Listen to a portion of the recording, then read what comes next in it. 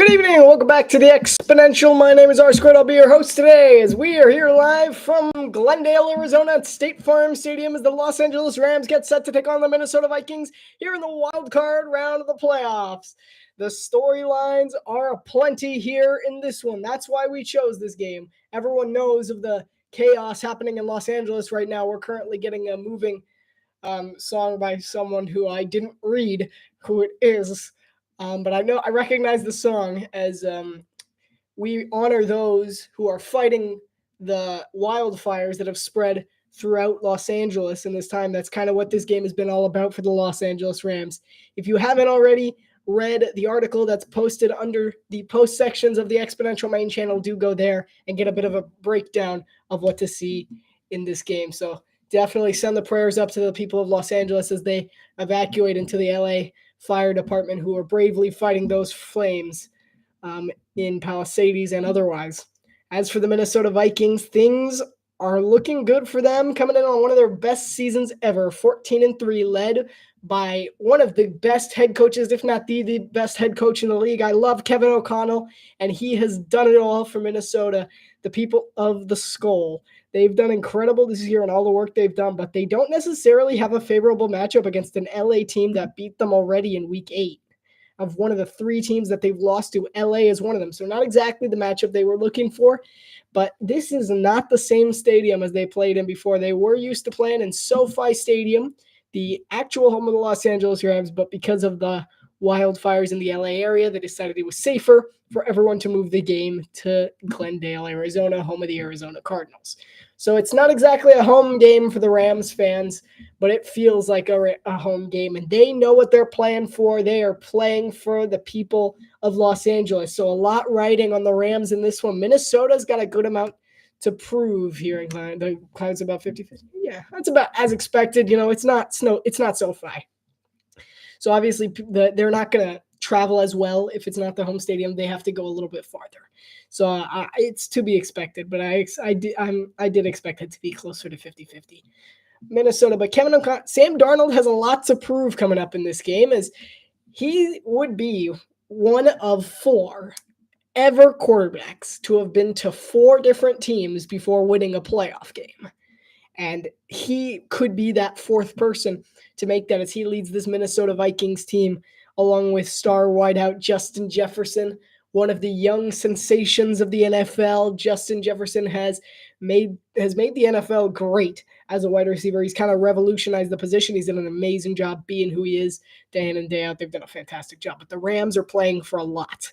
They're playing for a lot. So ultimately, to me, it comes down to the level of to how Sam Darnold deals with the pressure. Because I can tell you right now, the Rams are going to dial it up ahead of this one. I think both sides, I'm going to see more blitzes than we have in quite a while from either of these teams. Brian Flores is a historic blitzer. He loves blitzing. And if he can get Matthew Stafford rattled a bit early, we might see a little bit of chaos for Matthew Stafford in the backfield. As for Minnesota, Sam Darnold clearly struggled against the pass rush in a traumatizing Week 18 matchup against Detroit last weekend. And he struggled in that one, that's for sure. His passing attack just wasn't there, and that was because the Lions were bringing all sorts of pass rush, and rookie Brandon Fisk isn't going to let the Vikings get away with that too easily. Fisk is quickly turned himself into one of the better pass rushers. He's very quietly done it, but he has in fact done that. He's been a guy there throughout the entire season for the Rams. He has 8.5 sacks on the season. He's been an incredible part of this Rams offense, and he's going to continue to bring the pressure on Sam Darnold. If Darnold can perhaps up his attempt speed, get the ball out of his hand quickly, get the ball to Justin Jefferson, move the ball around. One person who didn't exactly show their face in the game against the Rams in Week 8, Jordan Addison. He had 2 catches for 22 yards. If they can get him more involved, the Vikings might be looking at a victory here today.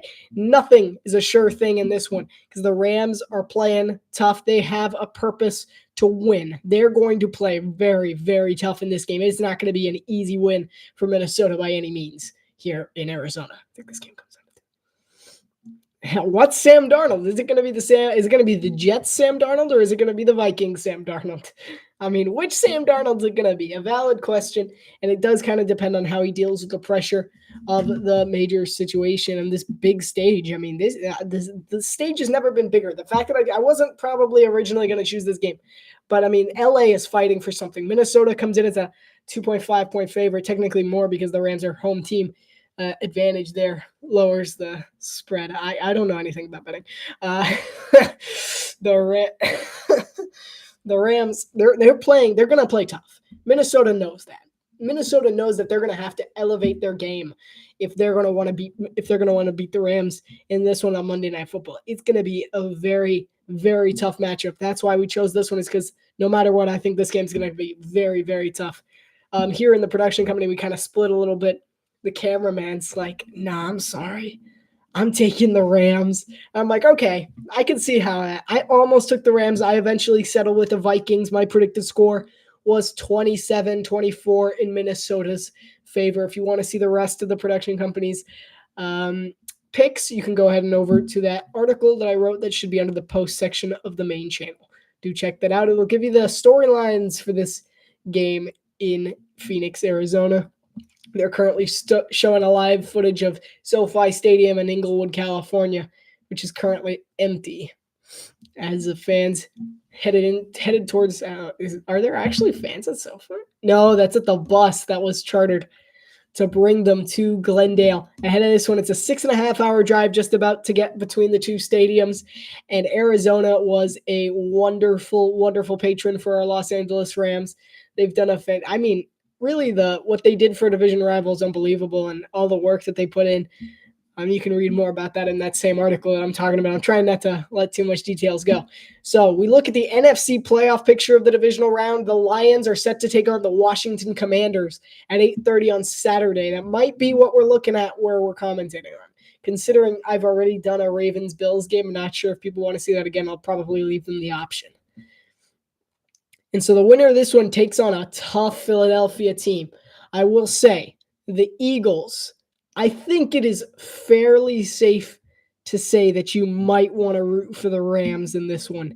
If the Rams do match up against the Eagles, this is a team that the Eagles thrashed earlier in the year. Saquon Barkley set all kinds of records. He ran through very much not prepared Rams team for that running game. The Eagles just completely decimated them 37-20 in that one. And if you're the Eagles, you definitely want Los Angeles to win this one. So there is a little bit of fandom if you're an Eagles fan, because you don't necessarily want a Minnesota team that you haven't seen in the regular season.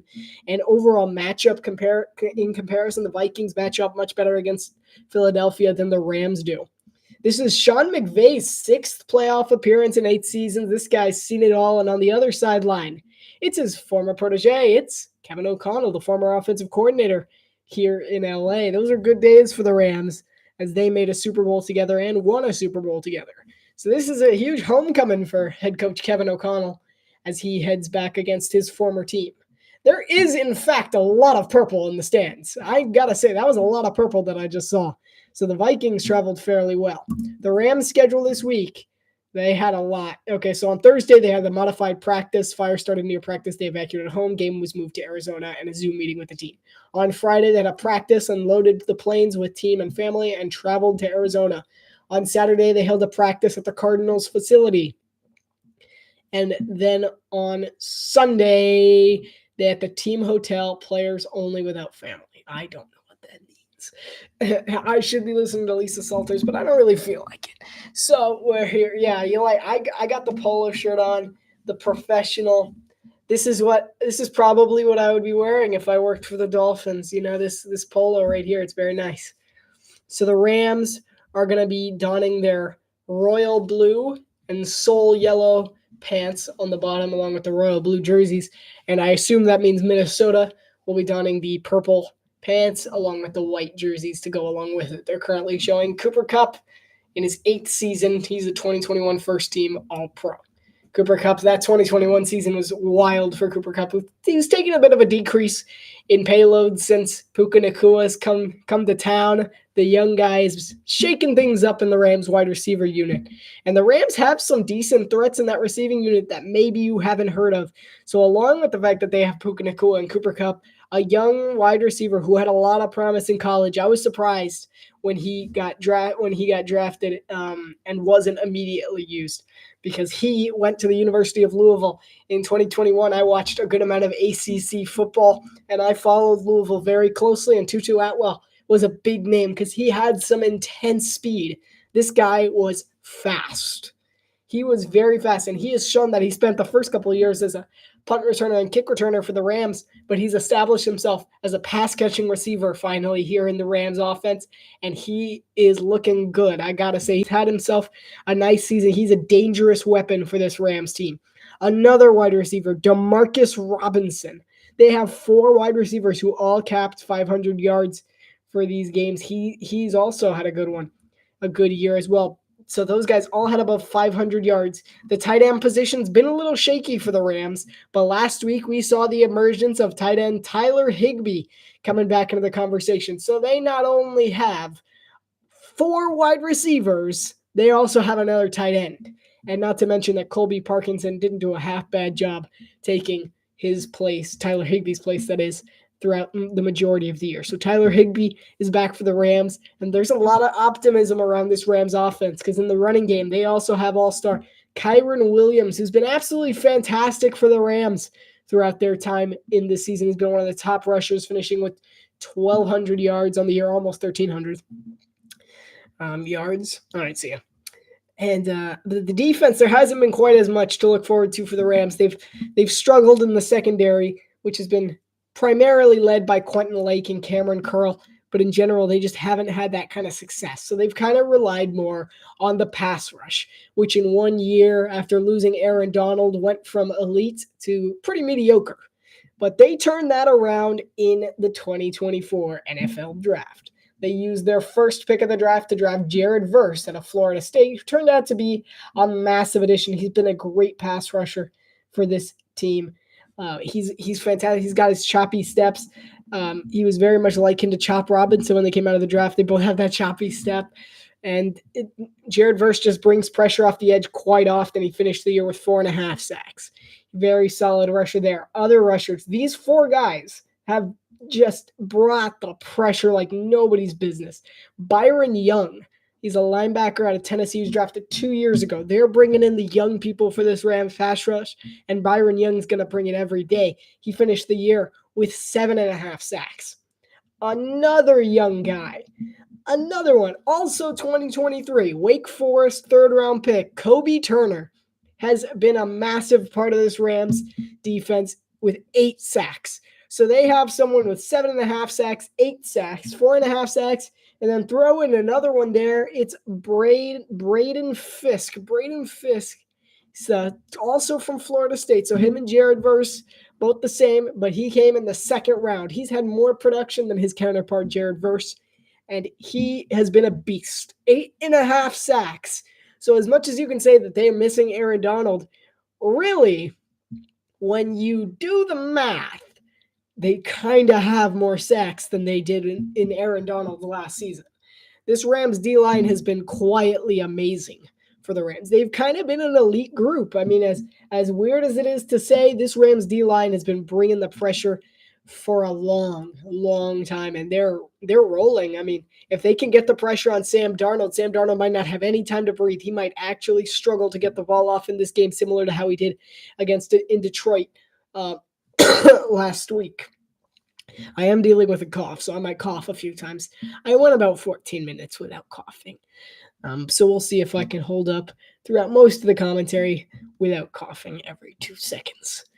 So we know about this game, but there's something else coming up next Monday night. I won't be doing a commentary on it, but it is very exciting, and I'll be closely following it. It's the college football national championship game. The Notre Dame Fighting Irish take on the Ohio State Buckeyes. I know who I'm rooting for. Do you know who you're rooting for? I'm pretty locked in on who I'm rooting for. But between the two, it's going to be a very interesting matchup. We'll get into some more details later on. He got it. Go Irish. So we'll get on to it later. Andrew Whitworth, wait. Over 150,000 people have been evacuated. Our friends. I want to listen. We're going to listen to this part. I've done most of the recap. Our communities have been devastated, and there's still more work to do. The courage and bravery of our firefighters and our first responders prove that real-life heroes live among us. But I believe in the people of Los Angeles. We are strong. We will not be defined by this devastation. We will rebuild LA, hand in hand, together. For as long as it takes, and whatever it takes, we will build it together. Los Angeles, I love you. We love you, and we are with you. That was a good announcement there by Andrew Whitworth, and it is true that the people will rebuild Los Angeles and the beloved community around it. LA means a lot to a lot of people, and there's a ton of people who live there, so we're glad that a lot of people got out safe and that the LA Fire Department did the job they did as they're trying to settle down the flames.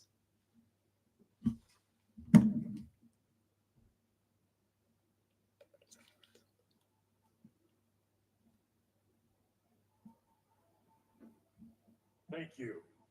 Now, presenting our nation's colors are the 56th Fighter Wing. Okay, so I just wanted to do the moment of silence. You know, the wildfire, it's a big thing for this LA team, so prayers up for our friends in LA who are evacuating and for the Los Angeles Fire Department as well, who's fighting the fire. Yeah, I know. I mean, even just like if you even centralize the community, because in the sports world, it's affected so many people. JJ Redick lost his house to a fire.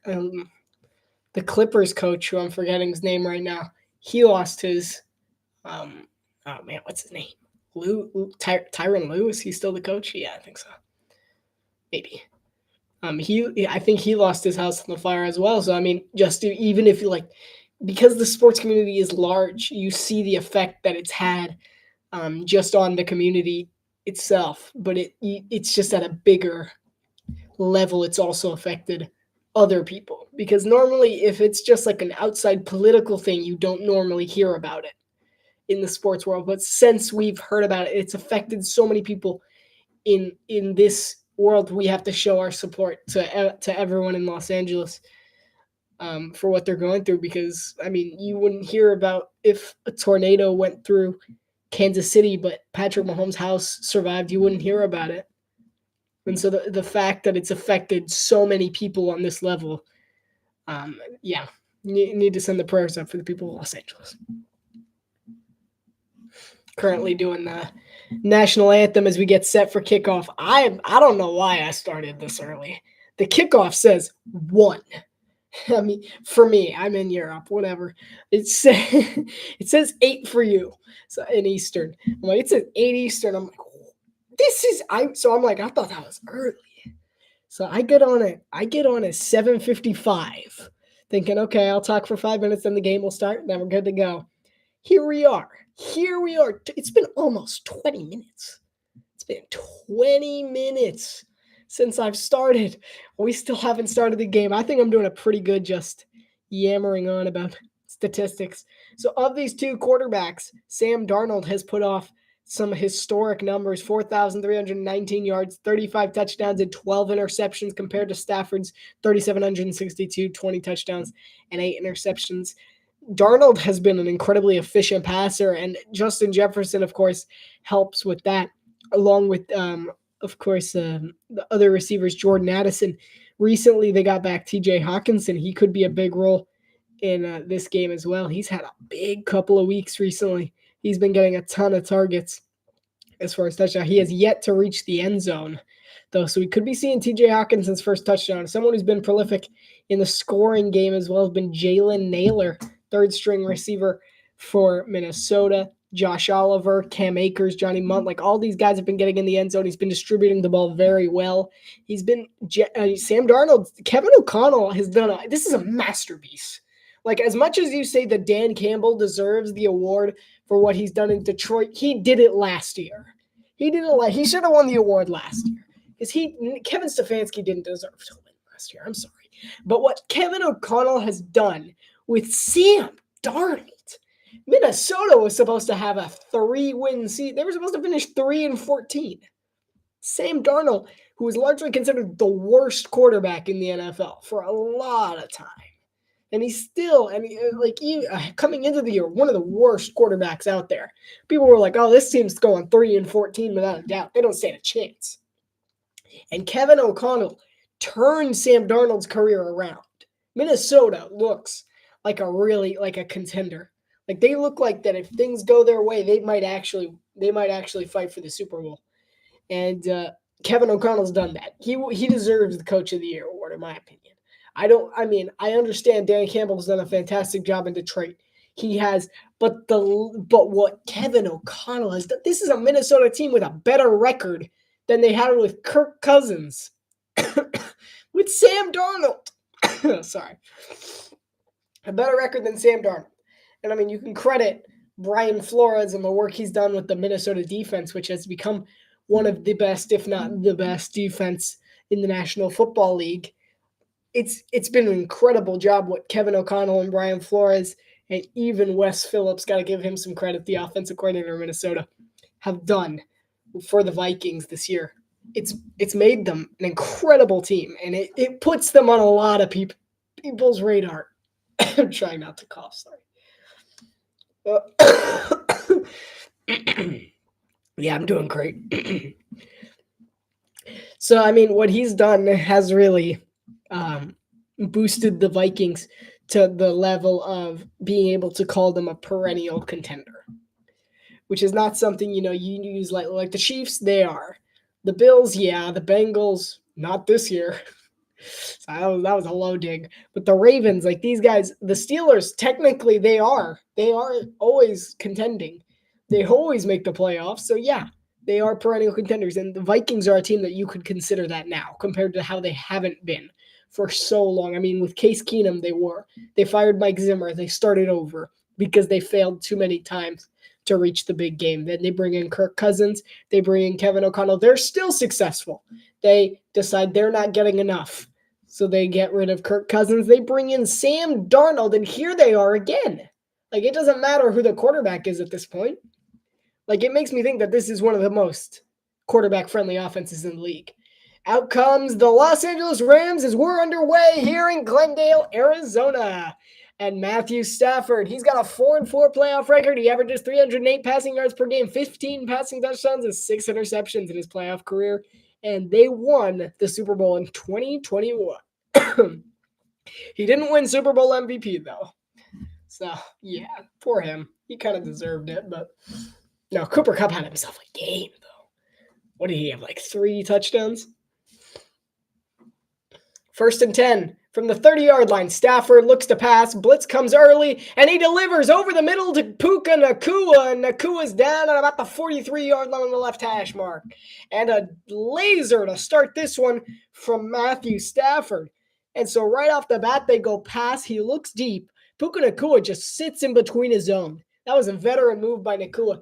It was zone coverage, zone blitz, which is very interesting. Play call from Flores, and Puka Nacua just sits in his zone 20 yards downfield. Fantastic job by LA getting down the field quickly. They're already in Vikings territory after only one play. They're at the Minnesota 43. Higbee in motion. It's gonna be give Williams the call here. I thought it was play action, but they gave it to Williams. Go for about a gain of 2 on the play.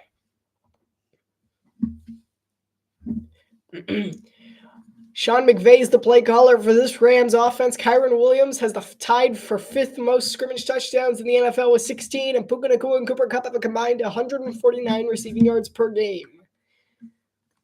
13:52 to go here in the first quarter. 2nd and 9 coming up for LA.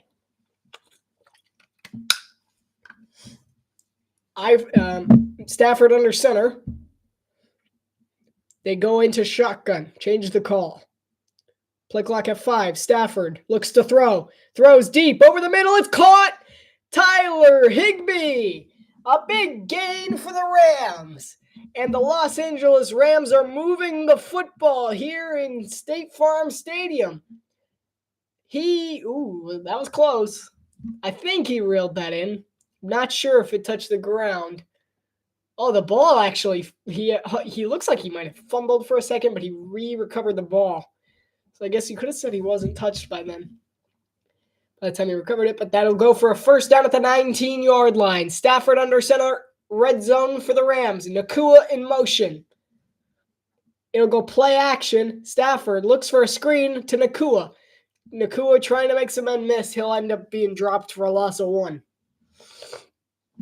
So amazing start for the Rams here in this one. Brian Flores is the defensive coordinator from Minnesota. They lead the 5th best defense in the NFL as far as points per game goes. They have the highest blitz percentage in the NFL of 44% of pass plays. Jonathan Grenard and Andrew Van Ginkel were both selected to the Pro Bowl this year. They only blitzed LA 8.8% of the time in their meeting in week 10. Sorry, in week 8 of the regular season. We're good. Play clock at 2. Stafford looks to throw again. Free defender in his face, and he'll dump it off to Tyler Higbee for a gain of 4. It's a free rusher coming right at him there. Good reaction time by Stafford, being able to flick it as fast as possible.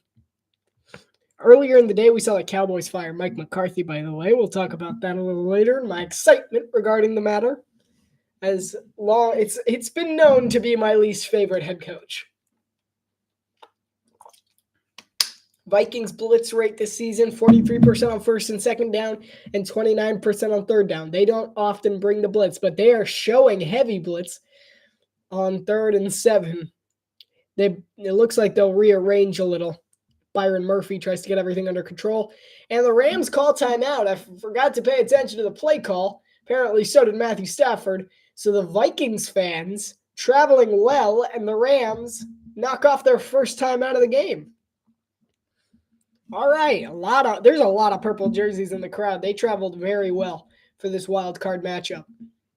And the crowd obviously getting into it here. So Sean McVay dials something up here on 3rd and 7.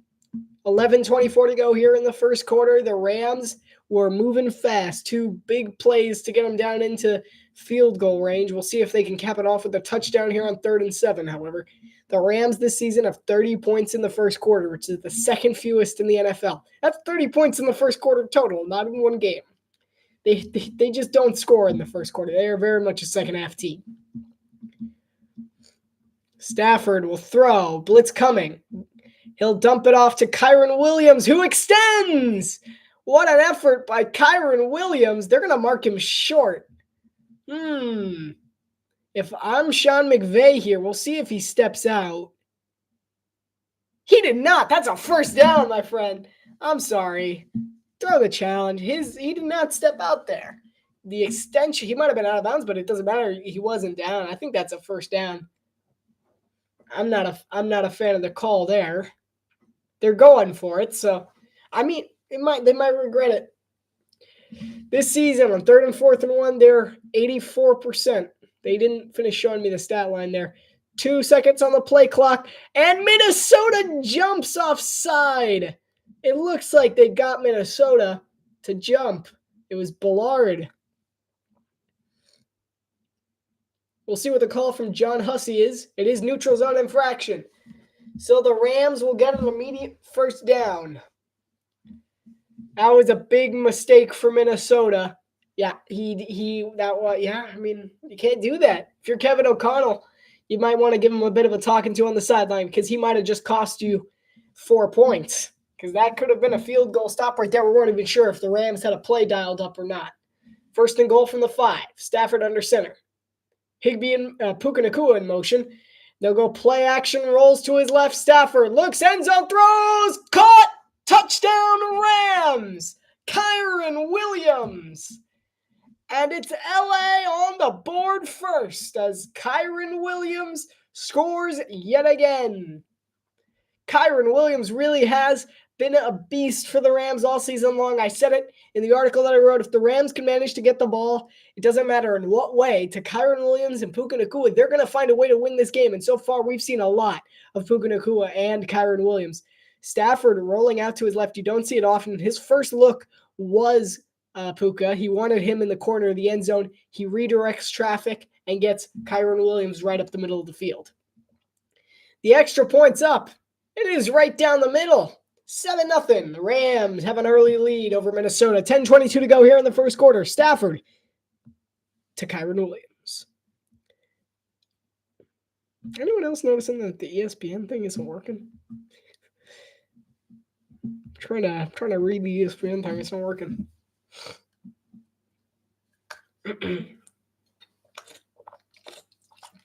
So Mike McCarthy got fired by the Dallas Cowboys earlier today after a failure to reach a contract. So contract dispute firing, not the way that I thought he would get. Not that I thought he would get fired. He should have been fired a long time ago. But he is officially out, so I will be placing a like on that. And 4.6 thousand others put a heart on that. That's awesome. No one liked Mike McCarthy. It's not just me.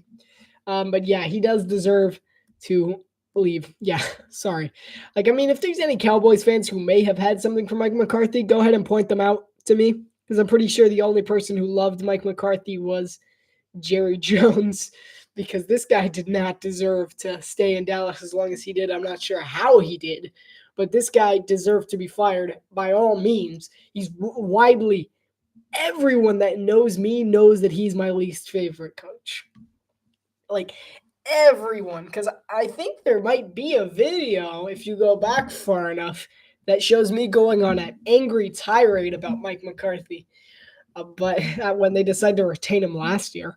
But he deserved to be fired last year. If he wasn't fired this year, I'm officially saying that I think, like, I was about to be like, Jerry Jones is the worst owner that's ever existed. I mean, he probably still is.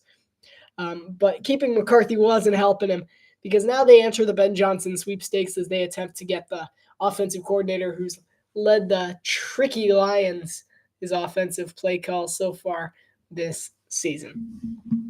And yeah, I mean, they deserve to go out. Mike McCarthy only had one playoff game win. That's even worse than I thought. That's awful. They really were terrible.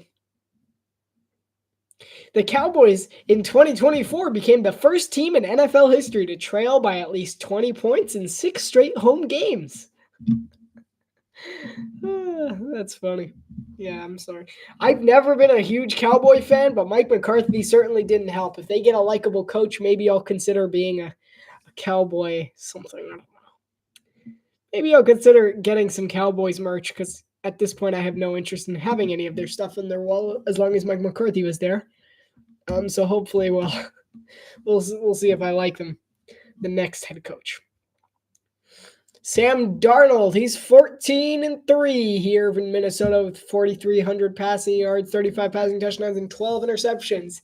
And this is officially his first career NFL playoff snap. So here we go. 1st and 10 for Minnesota. Will we see Sam Darnold's first ever playoff pass? Come on, don't be Sam Darnold. Don't throw an interception on your first play. Rams showing pressure early. Darnold under center. Handoff goes to Aaron Jones, who tries to get the edge, but he's swallowed up. He's completely crushed by spikes. Spiked? 25.4 points per game for this Kevin O'Connell-led Vikings offense, which is 9th in the NFL. They have a 19th in the NFL, 56% red zone touchdown percentage. And Justin Jefferson is the 2nd most yards per game with 90.2 receiving yards per game. The Pittsburgh Steelers, you were the Pittsburgh Steelers. Except the Steelers won't ever fire Mike Tomlin, nor should they. Mike Tomlin's a culture builder. He's a good head coach. He just hasn't, they've given him nothing. They haven't really had a good quarterback. Sam Darnold looks to pass under pressure. He's sacked. And the Rams are causing havoc in the backfield. That's the 2nd consecutive play where it's gone for negative yards. Sam Darnold. It's Byron Young. It's Young. I'm just going to call him Young for now. It's really killing me that this thing isn't working over here.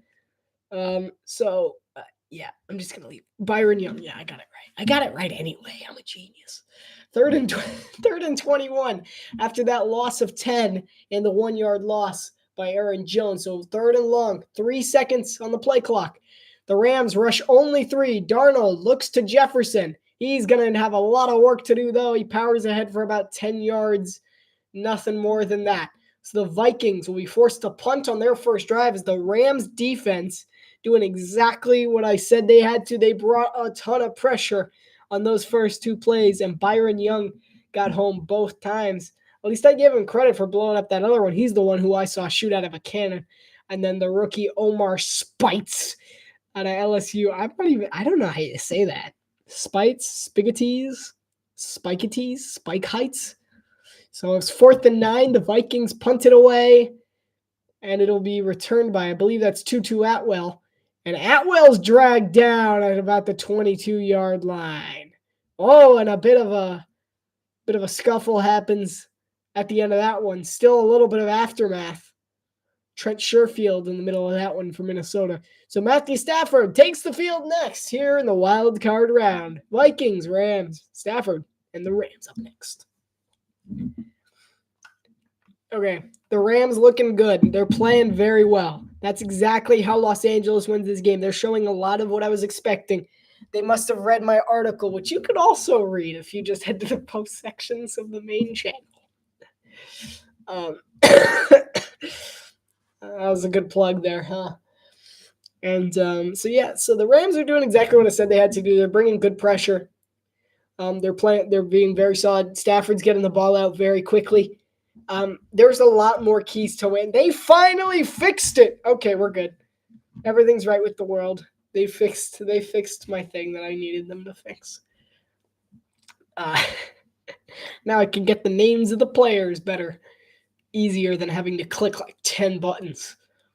That should make this smoother, hopefully. So the Rams are doing a lot of things right. They're getting the ball out extremely quickly. Matthew Stafford's release time was probably less than 2 seconds, I would say, on that first drive. They did a really good job moving the ball and getting in the end zone. And, of course, good play design as well, the rollout to the left. I'm a fan of those kind of plays. I like the play action there. And Minnesota not doing anything. I mean, Minnesota's blitzing, which I did say they had to do. They did blitz on that first drive quite a bit. But Stafford's release time got them, which is exactly what I said could get them. So what I said, even I didn't quite say it in the article, but it was what I was thinking, is that the matchup leans heavily in Los Angeles' favor. I picked the Vikings because I trust Kevin O'Connell. I think he's a great coach. But matchup-wise, Los Angeles has a lot of stuff that Minnesota doesn't quite have on their side. The D-line does not match evenly up with the offensive line of Minnesota. The Rams have a huge advantage in pass rushing. The Rams offensive line, much more consistent than the Vikings defensive line, I would say, with the exception of Van Ginkel, Harrison Phillips. I mean, the Vikings have a good D-line, yeah. But I think it's very, whoa. Sorry, Captain America Brave New World preview there. I'm like, ooh. So we'll see if things can change for Minnesota, if they could get to the quarterback a little more faster here. If they can manage to get to Stafford faster, then we might see a different ball game here. 1st and 10 from the 22. Stafford looks to pass, throws deep again. It's caught again. It's Demarcus Robinson. That'll go for 23 yards and a first down. The Rams are in business yet again. The Vikings, it might be time to play man coverage here. They have played soft zone so far. As we see, I mean, you can tell it's zone because they're all in their own little space. Everyone was open. That was not good defense from Minnesota. As Demarcus Robinson, again, just sitting in the zone. Stafford's going to hit him every time. Stafford's 7 of 7 for 87 yards and a touchdown so far today. Play action again. Pressure coming. He delivers to Higbee on the rollout. Higbee makes a man miss for 11 yards. The Rams are rolling. Excuse me. I'm okay. I mean, it's going to be all night. It's fine. So Brian Flores has to do something here to change something. The Rams have only ran the ball once. They've passed it 8 times already. And it's gone perfectly every single time. They either have to rush Stafford's process a little, or they have to start playing man, because so far it's been zone. Heavy blitz coming for Stafford. He gets it out quick again to Higbee. A gain of 8. That's not Higbee, sorry. I believe that's Colby Parkinson.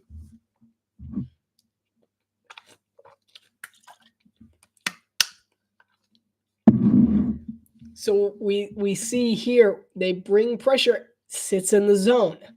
He just sits in the zone. That's what it's coming down to. I mean, you see Cashman tried to close in on him as soon as he saw he was a little more open. But ultimately, they got to stop playing the zone defense. Brian Flores has to realize that the Rams are taking advantage of that. Because, he runs his route, he stops. That's exactly what they have to do. He just stopped. There was a timeout called, I believe. Not sure exactly what happened. Yeah, so the Rams called their second timeout. So the Rams only have 1 timeout left, 6:08 to go here in the first quarter. It's most pass yards per game, NFL postseason history in minimum 5 games. So he just passed Kurt Warner, legendary Pro Football Hall of Famer, greatest show on the turf, and then Dan Fouts, another Los Angeles quarterback. So 3 LA quarterbacks leading the way for most passing yards average per postseason game. And in this one, he's already on his way to about 500 yards. I mean, Stafford is putting on a clinic right now here in Arizona. 104 yards. The game just started. Calm down. He's perfect. Stafford really is slinging it. There might not be any stopping the Rams. 2nd and 3. Nacua in motion. It'll be a handoff to Kyron Williams. Williams with a good cut and a spin move. He fumbled. Nacua recovered it. So much happened. But it'll be a Rams first down nonetheless. That was a wild sequence there. As we see Nacua in motion, handoff to Williams. He finds the hole, makes a good cut, and then spins out of the hands of Smith. Fumbles on the way down after the hit from Grenard. Pops it out. It was, in fact, a fumble. So good job by Puka Nacua landing on it and keeping them in the game. They're going to mark it at the 21-yard line. 1st and 10. So just outside of the red zone, looking at Nacua in motion. Play action. Stafford throws a screen to Higbee. Tyler Higbee pushes forward. He's still going. Not quite. 2nd and 1. Coming up for the Rams. There's multiple flags. Something happened in the aftermath there because those were 2 late flags. Stafford is making a statement. He's on fire. This might be the best I've seen Stafford play in quite some time.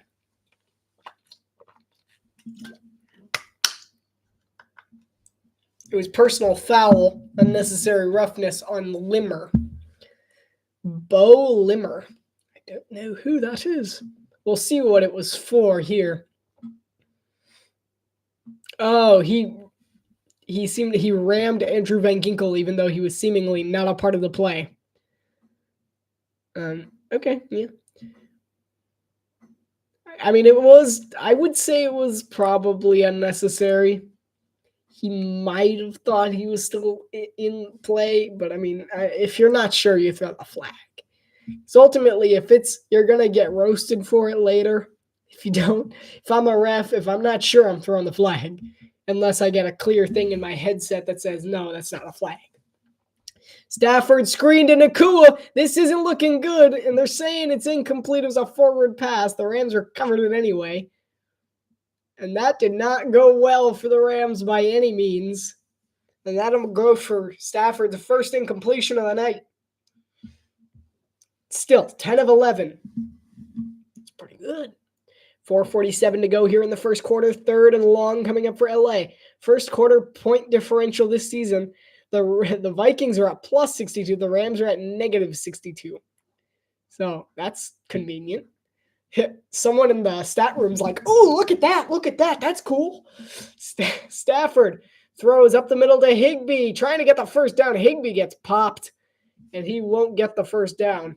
So the Vikings defense makes a stand in the red zone and will force the Vikings field goal unit on.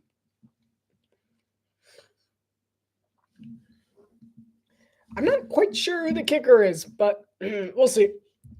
Joshua Carty, thank you.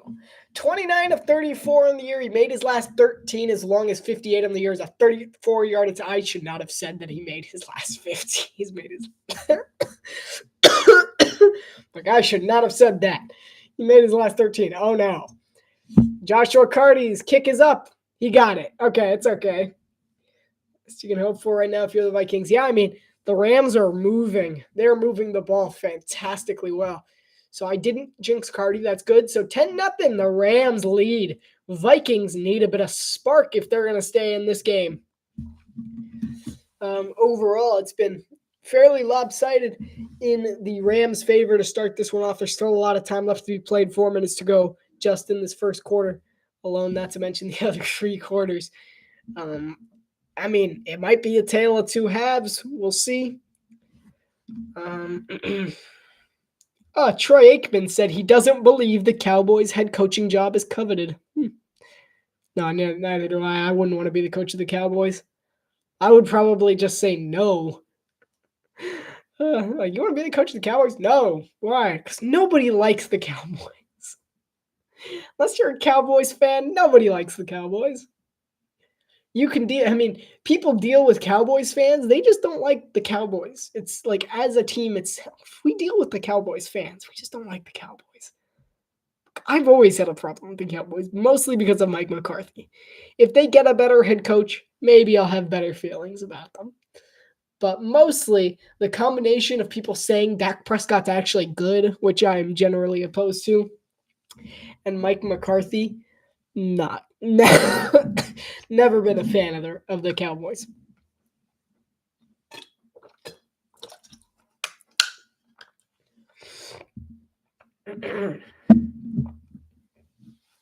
All right. I had McCarthy Cowboys fans. That's true. Nobody liked the Cowboys.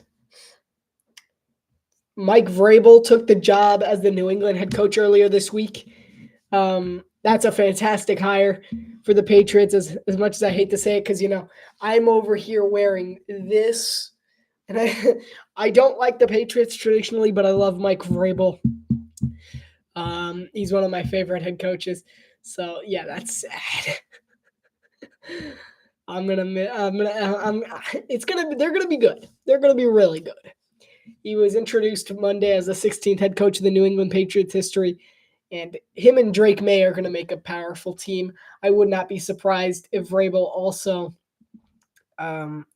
brings on former Patriots offensive coordinator Josh McDaniels as the new OC in New England to help develop Drake May. That could be a dangerous combo for the Patriots. The head coaching cycle is a big deal at this time of year, and that's one of the ones where yeah, that's a good hire. As much as I hate to say it, New England's probably going to be very, very good come next season, and especially after that. Week 18 versus the Lions. The Vikings really, really sucked in the red zone.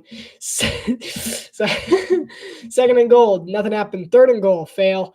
Fourth and goal, he has Addison. He looks away, scrambles to his right, has Addison again, and then misses him. Sam Darnold had an awful day in the red zone. He just wasn't seeing the throws he should have been able to make at that time. 30. I formation for the Vikings. Hand off to Aaron Jones. Jones will get about 2 yards before he's stopped. C.J. Ham. I knew that. Last week in the red zone against Detroit, he went 2 of 11 for 7 yards. So, yeah, he was pretty garbage in the red zone. So, I mean, if they can manage to get that going, they have 0 touchdowns in the last 15 drives. So the Vikings offense needs to find a little bit of life.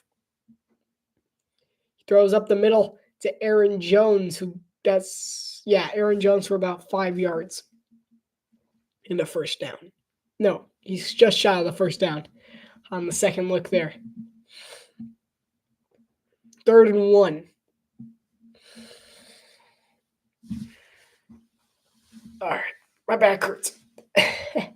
I'm old. 3rd and 1. We'll see what the call is coming up from Kevin O'Connell in this 3rd and 1 situation. They don't want to get stopped here.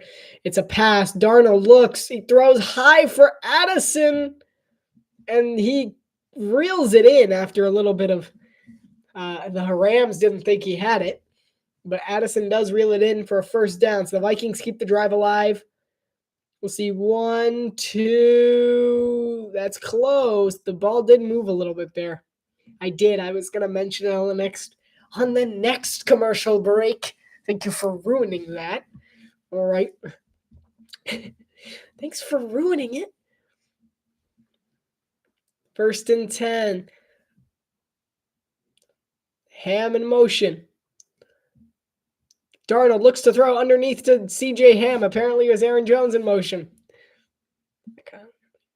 Packers, yeah.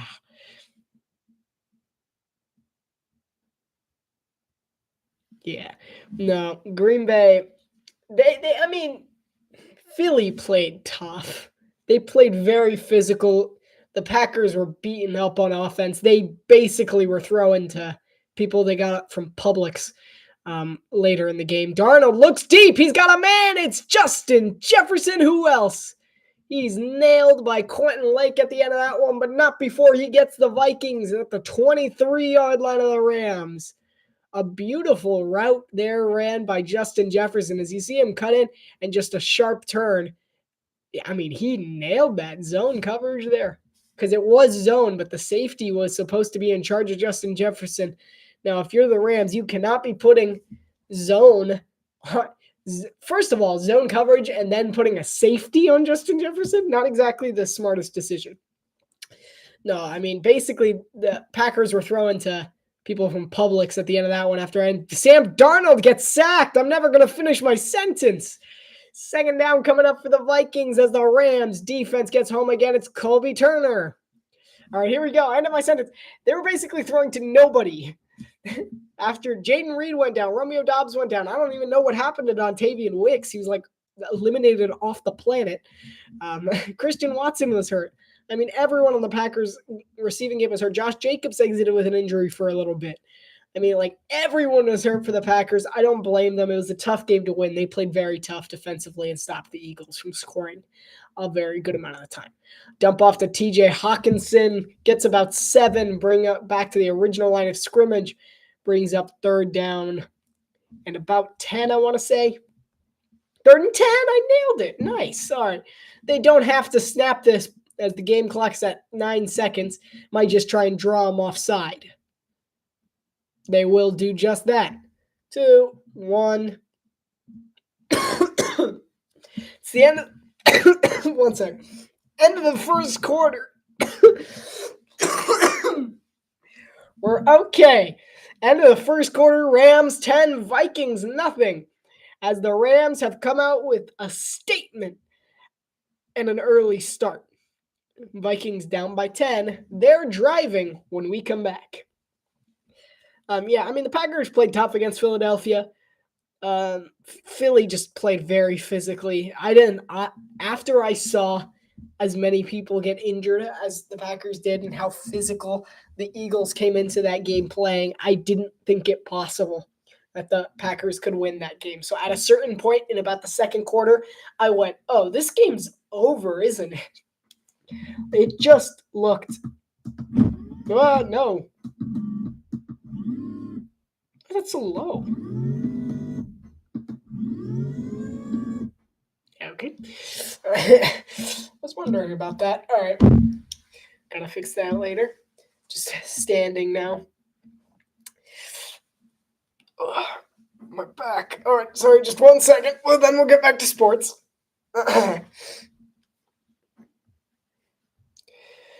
So speaking of the Packers, Keyshawn Nixon of the Packers said he doesn't want to return kicks anymore. He says, I want to be a cornerback 1. Cornerback 1's not doing kick returns. That's just what it is. So he probably doesn't want to be a Packer anymore. That's funny. He says, I'm kind of over it. I really don't want to do it anymore. There's going to be talks with the coaching staff and stuff like that, but I think it's over with me. Oh, Keyshawn Nixon out of Green Bay. Breaking news, breaking news. They won't miss him very much. Last night, great matchup between the Commanders and the Bucs. Jaden Daniels played very well, picked up the Commanders' first playoff victory since 2005. And Jaden Daniels looked great in that game. Super happy for him. He played fantastically. And the Commanders managed to come out with a victory, 23-20. They have a mariachi band. Nice. Mariachi band in State Farm Stadium. Wearing the Rams colors. Kevin O'Connell with an interview. I'm going to listen. Yeah, I think we're doing it right now. Unfortunate to take that sack there, but how I see it is we just need to find a way to convert this third down, maybe finish with a touchdown. If not, we'll take the points. I know our defense will get settled in. They got off to a hot start, but we'll respond. Thank you very much. Good interview from Kevin O'Connell there, explaining what his game plan is coming into this 3rd and 10. Hawkinson in motion.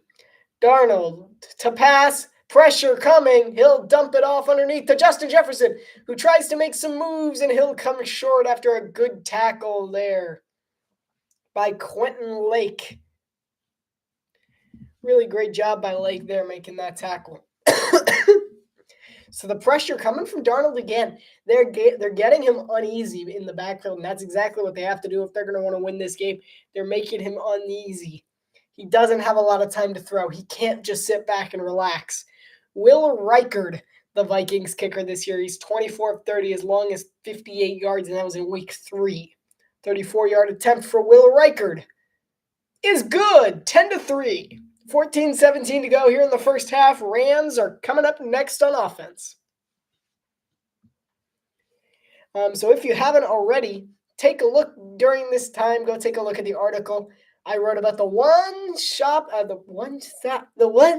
shop regarding this game, all the storylines, highlights, ways to win, and more. And predictions, most importantly. You can find out who I picked. I'm in the game. If you didn't hear it when I said it at the very beginning.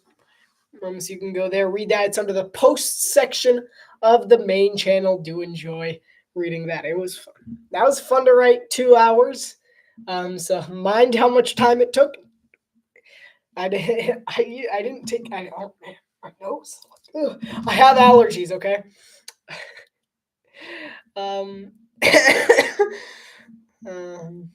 What was I saying? Oh, yeah. The article took about 2 hours. I think I did pretty well.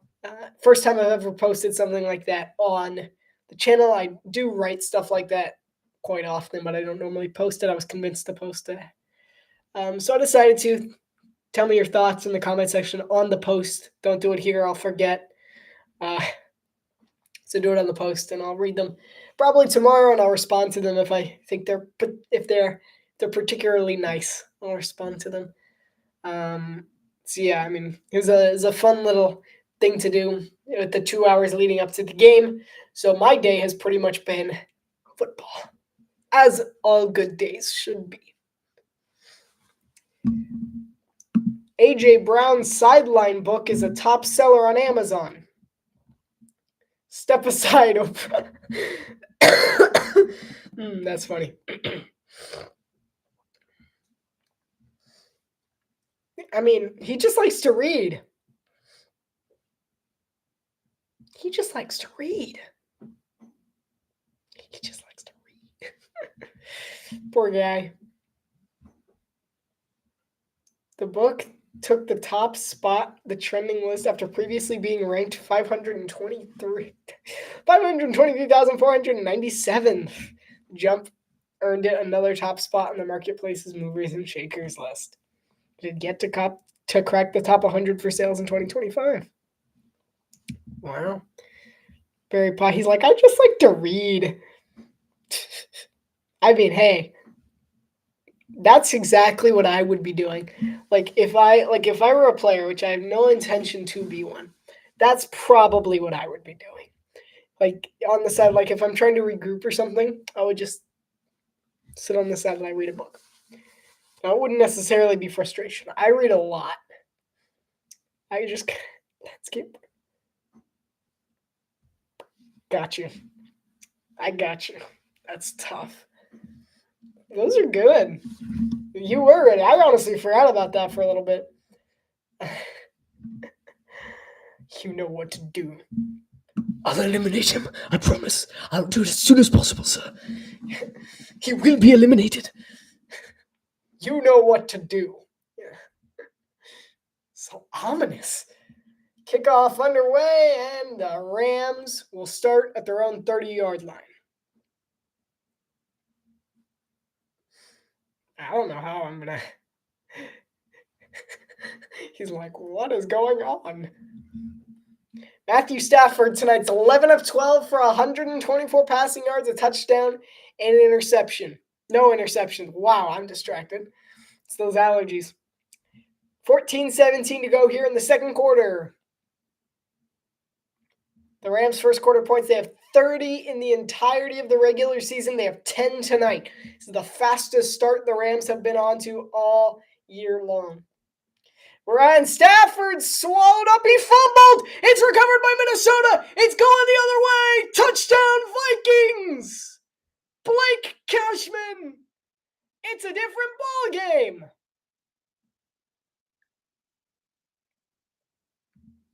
Matthew Stafford gets blown up. And then there's a lot of purple in those stands. Did he fumble? That's a fumble, Stafford. What are you doing? What? He just kind of chucked the ball. That's a fumble. I don't think you can call that not a fumble, right? Kind of looks like he just dropped it. Let's listen to the call here. Really outfield stands, it's a touchdown. What was he doing? And the Vikings have tied it up in a span of 8 seconds. It's been, well, not more, 10 seconds. We'll say 10 seconds.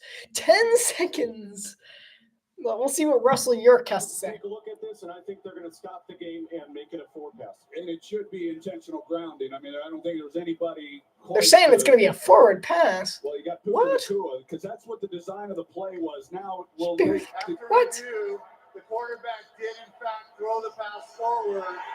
Number 17 was in the area. What? Therefore, it's an incomplete pass. What? Second down. That's why there was that. Okay, so Stafford's a genius and everyone else is an idiot. Got it. Matt Stafford just knows the rule book, because whatever. This game should be 10-10 now. I'm sorry. It looked more like it obviously was intentional. He looked like he dropped it. We all know. How much money did they pay you, sir? You know, Stafford's like, I did it. I know the rules. Sure, you can say it's a veteran move and that he's a genius. Yes.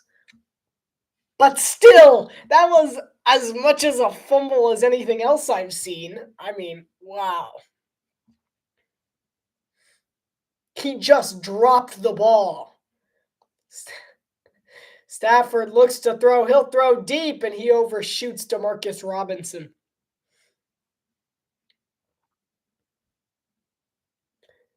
Waterfall. How am I going to... Those are tough. I might not be able to do all of them. I mean, I would be. He's furious. Yeah. I would be irate on the sideline. Because he flat out just dropped the ball. I'm sorry. You can't classify that as a pass. He just almost like he was scared of the ball. That's not a pass. I'm not sure I agree with the call there. Vikings bring pressure again. He'll throw. It's incomplete. Good defense there. On pass, aiming towards Demarcus Robinson again. A really good defense. Oh, sorry, I was heading towards Puka Nacua. But good job sticking with him. Good man coverage there by Minnesota.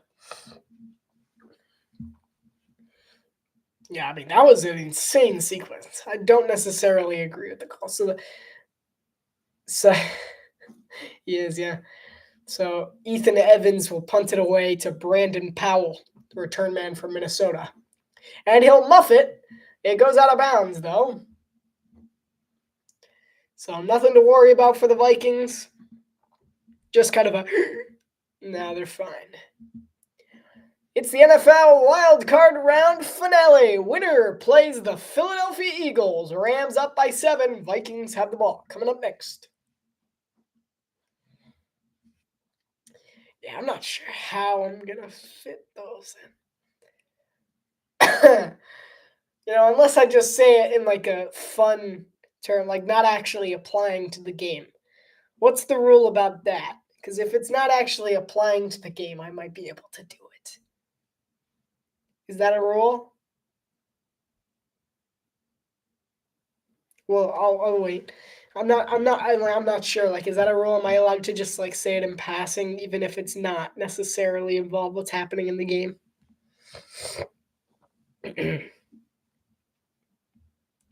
So, Bo Nix, as someone in chat earlier said, who ruined my plan, Bo Nix revealed that he played part of his rookie season with transverse process fractures in his back, which is crazy. I'll allow a few since I was good. Okay, I'll slip some casually.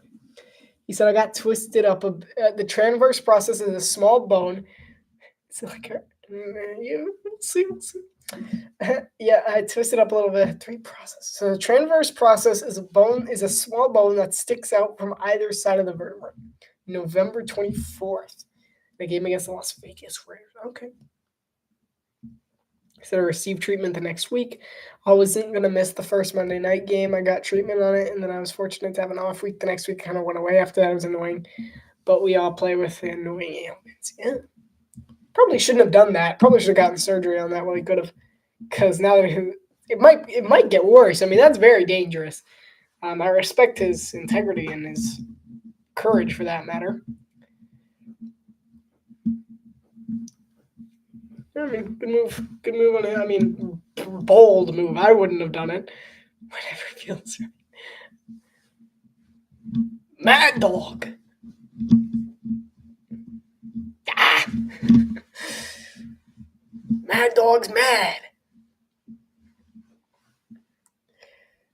So Sam Darnold leads this offense of Minnesota as the 9th-ranked offense in the NFL. They have the 5th-ranked defense. So overall, both top 10 sides of the ball on either side. So Sam Darnold will start under center from the Minnesota 27-yard line. He'll hand it off to Aaron Jones. Jones has a hole up the middle for a nice gain of about 13 or 14 on the play. Good speed shown by Aaron Jones. Now, really good job by Jones there, just going with the offensive line. The O-line kind of paved the way for him there, and he just splits right through. Good run by Aaron Jones, former Green Bay Packer.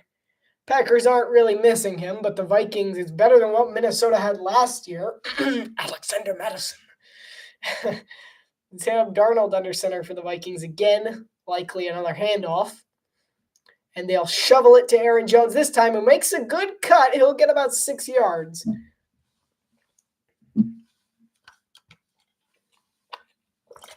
$13:09 to go. It's Aaron Jones' first season with the Vikings. He spent his first 7 seasons with the Packers, as I said. He's got 1,546 scrimmage yards this year, which is 8th among people. Just trying to remember the stat line. They show it, I forget it. Easy. I'm just like, I need it over here, not over there. I need it permanently over here. Well, I didn't know. Play action for Darnold. Under heavy pressure, he's blown up. Sam Darnold, he saw him. He went backwards. That's never going to work. And the Rams get their 3rd sack of the night, as it was a corner blitz, and Darnold just got swallowed up in a second. That was Durant coming in on the sack. I mean, he just got destroyed in the backfield there. I mean, wow. think it might be a little high. Yeah, you might want to slow down. Pause your TV. Just boop. No, I don't know about it. I mean, I'll exit on the next commercial break to fix it. Sam Darnold drops back to pass. Under pressure, he throws over the middle. It's almost intercepted. Incomplete, so the Vikings will punt it away. So the Vikings will punt. Yeah, I'll exit and go back in on the next commercial. And hopefully get back ahead.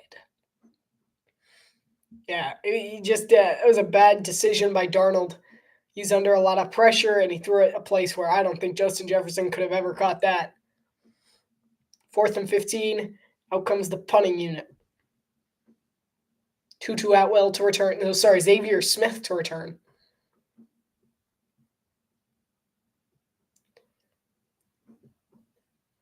Oh, and the punter gets hit.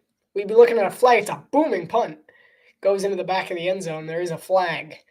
Roughing the punter. Wright says it's a first down. He's going, yeah, I'm the best punter. I'm great at getting people to run into me. Because that's his doing. Let's see what the call is. Personal foul. Roughing the kicker. Defense number 35. 15-yard penalty. Automatic first down. Matthew Wright's like, yeah, I'm a professional. Yeah, they gave him the first down there. That's not okay. It's not a hard penalty to avoid.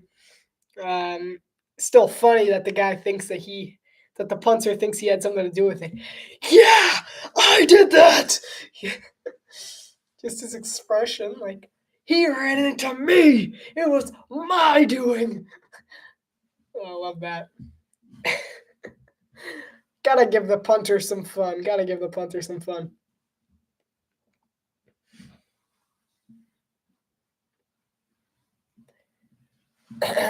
Darnold under center. Harry in motion, handoff to Aaron Jones. Jones plows ahead for about a gain of 2. MVP punter. Ooh, one could say that 54 pushed him in there. We'll see what Yerk says. To avoid the kicker, obviously they made a judgment call that he was diving at him anyway, and then when he clips the plant leg, that'd be roughing the kicker. Yeah, that was Kamu Grugier Hill. It's Kamu Grugier Hill. Anyway, 2nd and 8 from the Los Angeles 48-yard line. Drive kept alive by a roughing the kicker penalty. It's a screen to Jefferson, and Jefferson's tackled. What a tackle it was. Excuse me? That was a fantastic tackle by Ahkello Witherspoon. He was on the floor, and he tackled one of the best in the game by the foot. Ahkello Witherspoon makes a play for the Rams defense. That was a good play. This season, Ahkello Witherspoon got 30 tackles, 1 interception, 6 tackles for loss. Justin Jefferson's got 42 yards tonight. Play clock's at 2. Darnold gets the snap off, looks to throw. Under pressure, he'll throw to his right, and it's intercepted! It's intercepted, and Darnold makes his first mistake. And the Rams will turn it over. And it was a little comeback route, and it got jumped to perfection by Durant. And it looks like we might have New York Jets Darnold. And Durant jumps the route, and Jordan Addison couldn't run the route well enough. Honestly, not entirely Durant's fault. I gotta say, Kobe Durant played that to perfection in his 2nd year out of SC State. Really good job there by Kobe Durant. He jumped that route. That was all Durant. I'm sorry. But you can't even say that's Jordan Addison's, that's Sam Darnold's fault. That's a comeback route. He threw it the way he was supposed to. Jordan Addison needed to get the ball in that situation.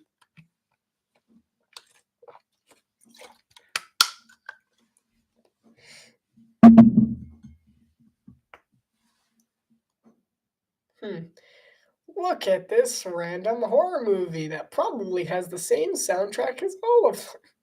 No.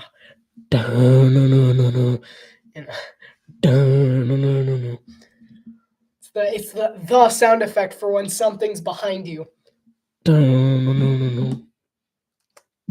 Like right now, I did that, and like half of you, what? It's like if you hear you just hear that playing somewhere. Turns out there's like a jazz band behind you that's just like the first note. I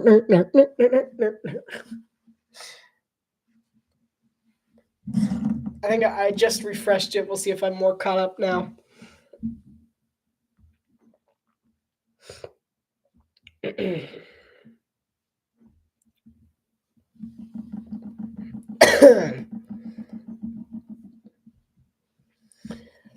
Overreaction or not an overreaction? Lions banged up defense is in trouble next week against Commanders. I would say considering Jaden Daniels is as athletic as he is, I think Washington has a shot. So I'm going to say not an overreaction. Did I get it right? I got it right. Yes. I'm so good at this. One question, what happens with the Buccaneers coaching staff? Nothing. Yeah, nothing. Unless Liam Cohen gets hired, nothing happens.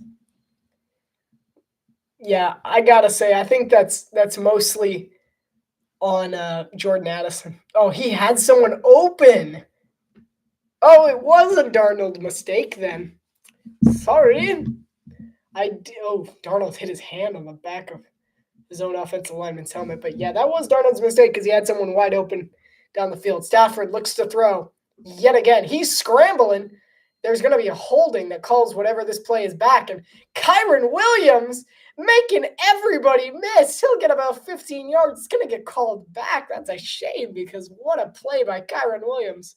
He's going, no.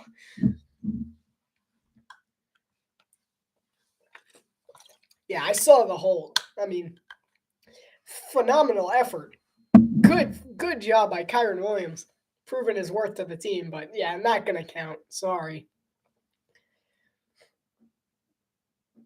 It actually wasn't on the person I thought it was. Oh, yeah, it is. I was like, what?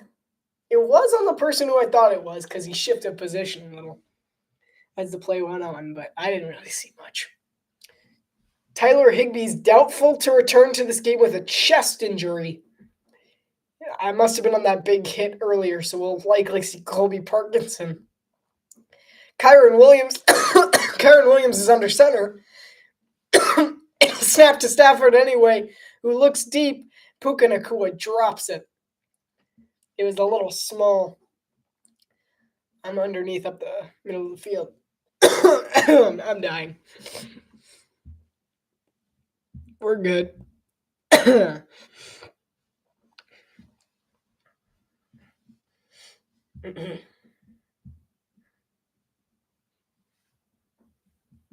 So Stafford, who avoided Cashman's pressure and actually made a really great move before delivering to Nacua. Nacua just dropped it. Stafford will hand it off to Kyren Williams, and Williams gets a nice little 4 yards, so it'll be 3rd and long coming up for Los Angeles next.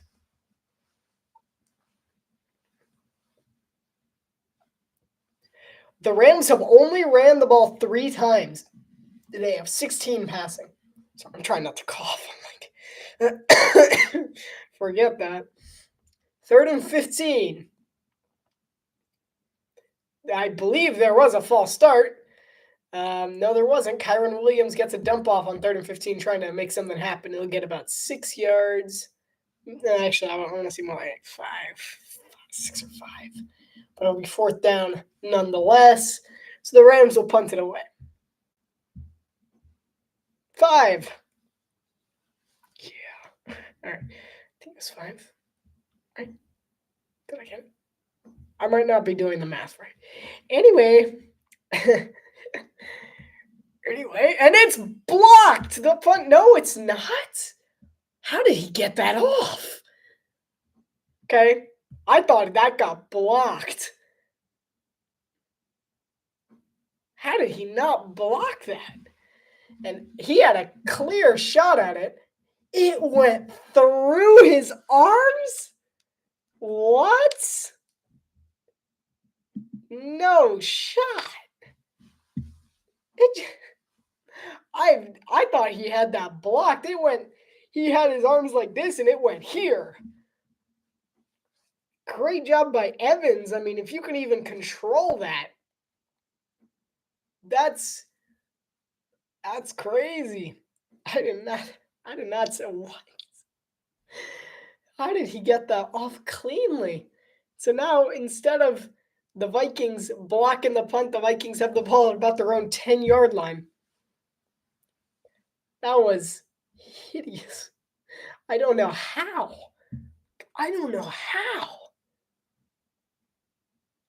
I'm in shock.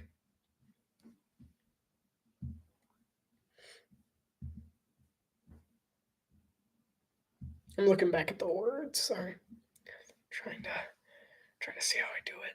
I don't know how I'm gonna do it.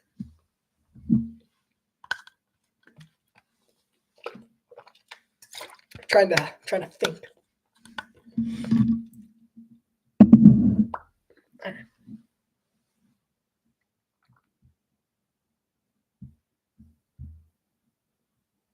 There's a couple there that I just don't have any idea.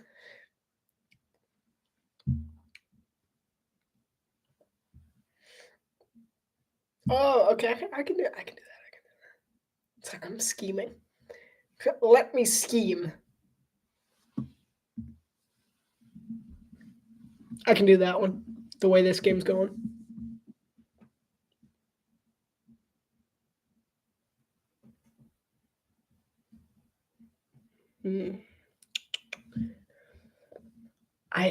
Okay. There's only one that's gonna give me issues, I think. So if I can use like one just casually, then there's only one that gives me an issue. All right, we'll see. I'll see what I can do. I'm just not sure how he didn't block that.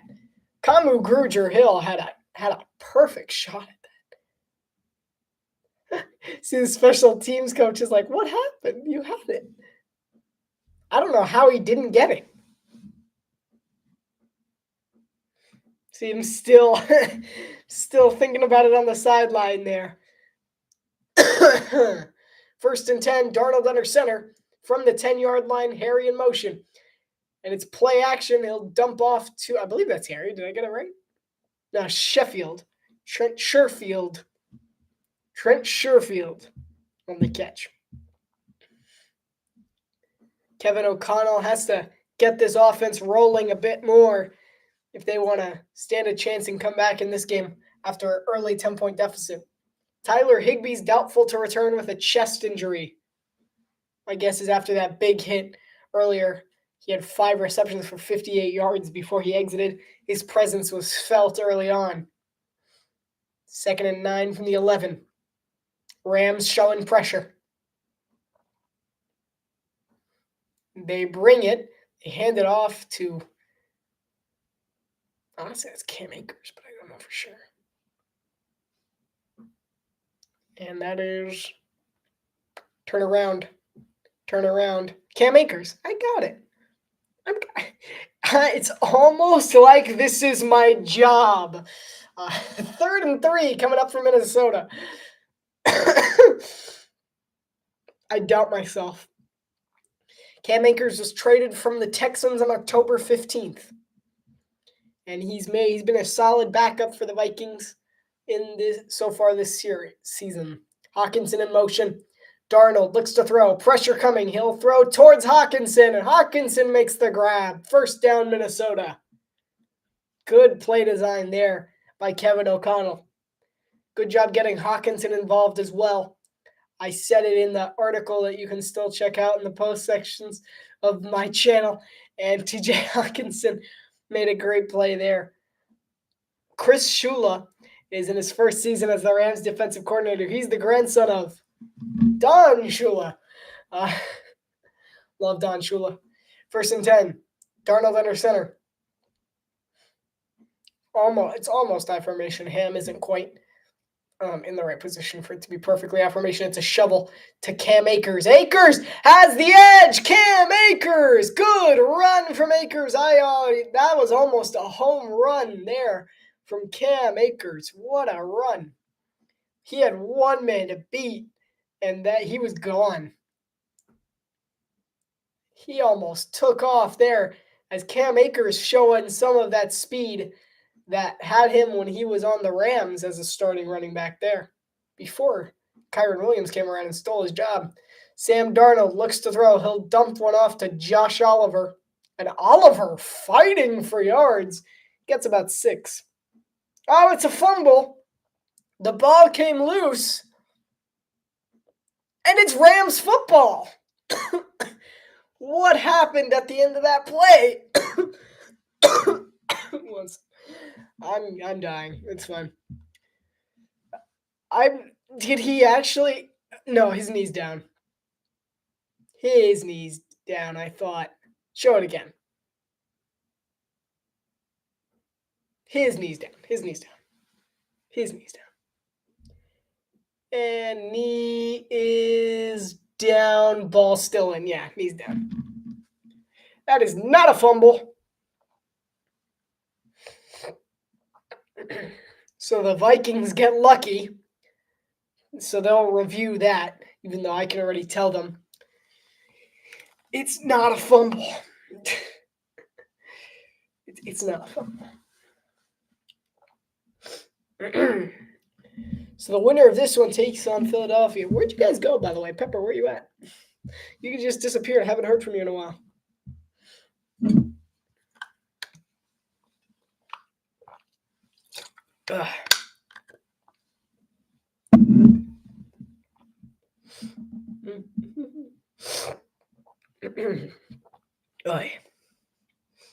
Sorry, I'm all right. I'm trying to stop coughing. Welcome back. You're like, I'm still here. I never left. Sure you did. You're probably just doing something else.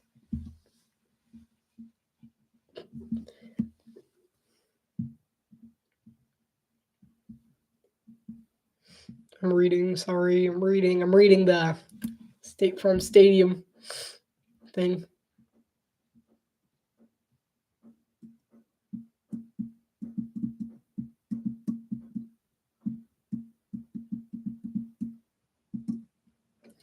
Yeah, Arizona is a very popular site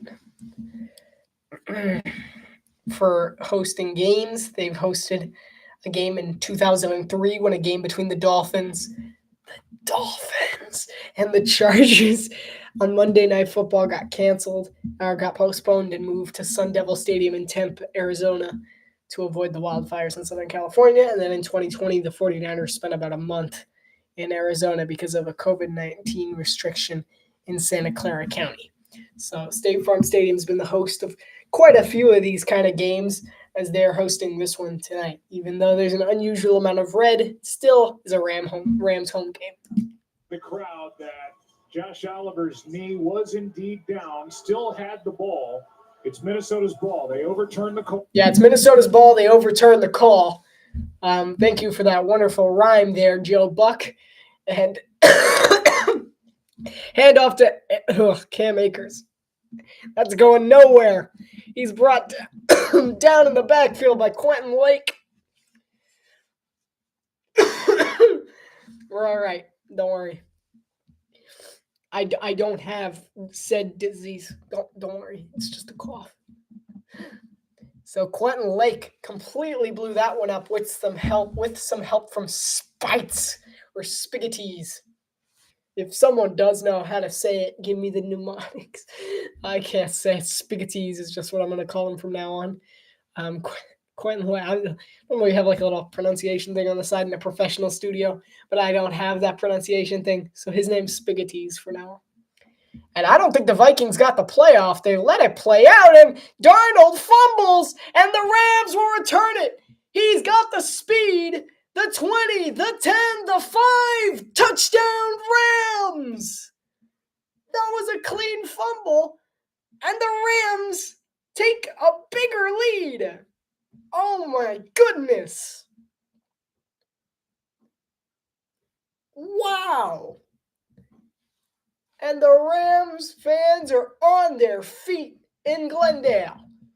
Quentin Lake again coming in on the blitz. So did Akello Witherspoon. And Witherspoon's the one who forced the strip sack.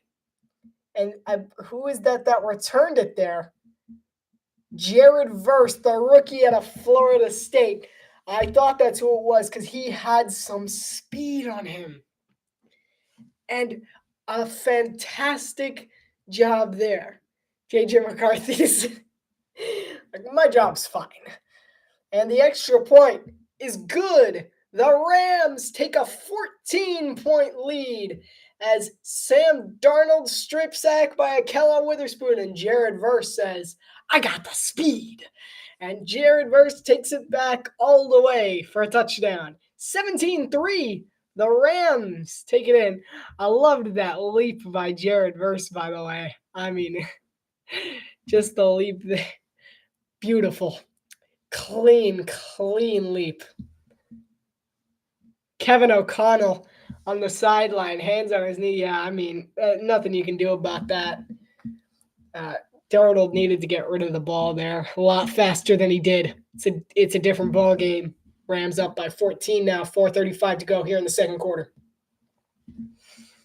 Not going well for the Vikings early on in this one. The Rams defense is wreaking havoc on Minnesota's offensive line. I mean, you could say I predicted it. I mean, I did pick the Vikings to win. That was a very pessimistic thing of me to do. I wanted to pick the Rams just to cause chaos. But at the same, I love Kevin. I love Kevin O'Connell. I wanted him to win this. Just because I'm rooting for the Rams in all sense because I want the Rams to win. I just didn't want to. I like Kevin O'Connell. This is a very controversial matchup for me. So I had it very close. I had the Vikings winning by 3, but I'm rooting for the Rams. I'm rooting for the Rams pretty big time on this one. So I'm happy the Rams are winning right now. No NFC North. The Lions might lose to the Commanders next week. And they're like, how did we have 3 NFC North teams, 2 of which had 14 wins or more, and none of them are in the Super Bowl? And it's going to be the Rams. Darnold under center from the 30-yard line. He'll just hand it off. Probably smart. He'll get about 2 yards. There, I mean, I was trying to find a word to incorporate into that jump. There's nothing. You gave me slim pickings here, Pepper. Defense tonight, the Rams have 4 sacks, 6 tackles for loss, 2 takeaways, and one of those takeaways was that fumble return for a touchdown by Jared Verse. So the Rams defense, they're doing crazy because if you read my article, you'll see that I said that if the Rams bring pressure on Darnold, Darnold's going to struggle just like in Week 18, and he's showed it. And Darnold again sacked. Nothing there. The Rams are ripping into this Vikings O-line. That's the 5th sack of the day. It's not even halftime. Someone call an ambulance for the Vikings at this point because they're on life support here. And Darnold is, wow, he just got swallowed up. Nothing downfield there for him. The Rams rushed 5 and they got home very easily. It's just not even looking possible for the Vikings to move the ball efficiently right now. Sam Darnold looks to throw. He has to step up in the pocket again. He'll throw on the run. He delivers to Justin Jefferson, who makes the catch. No help from the pass there, as Darnold did not throw a very accurate pass, but Justin Jefferson makes the grab. Good control. That's a catch. Good job there. I'm a Cowboys. Yeah. They're So my pick, I picked the Vikings. I'm assuming it's not looking like I was right. But the Rams, I do like. It's probably looking over at you. Yeah, you good? It's like, how's your leg feeling? They still got Danny Dimes on the bench. Don't forget. Actually, no, I think they listed him as an emergency backup. So they have Nick Mullins. So Aaron Jones gets about 2 yards there. They don't have to run another snap before the 2-minute warning, but I anticipate that they will. We'll see. I would. 207, 206, 205. You might want to take the snap here. They don't. Okay. 2-minute warning from Glendale, Arizona. The Los Angeles Rams are playing with a purpose. Up by 14. 2 minutes to go till the half.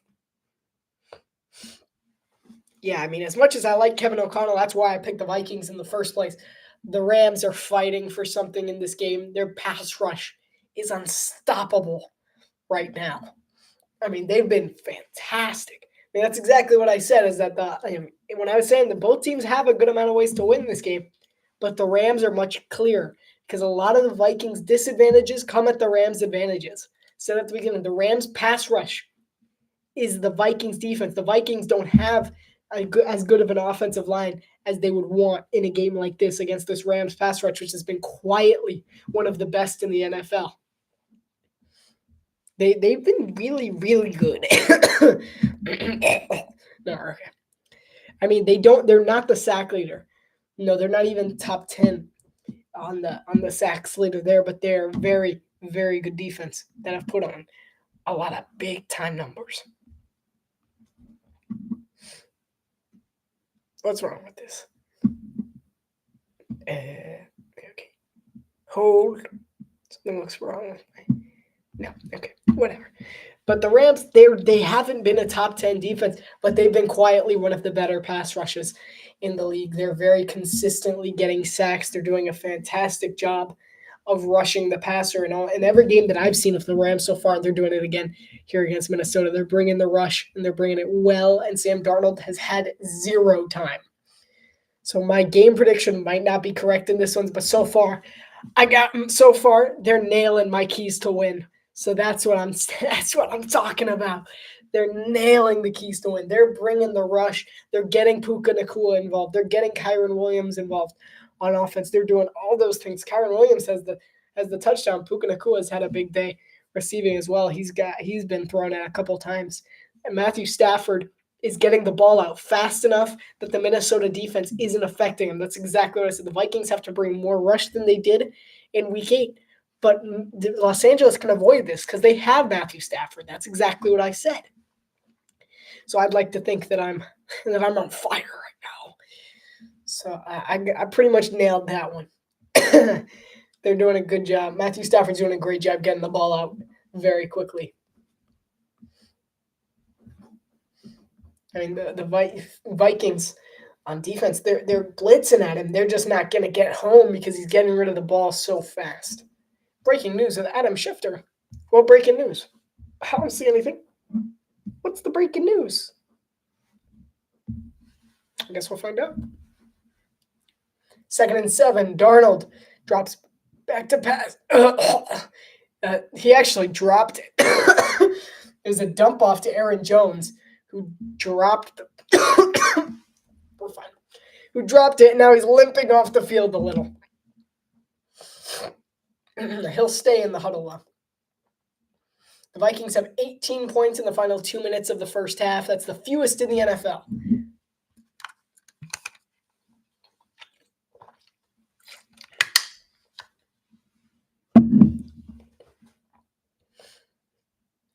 Third and 7.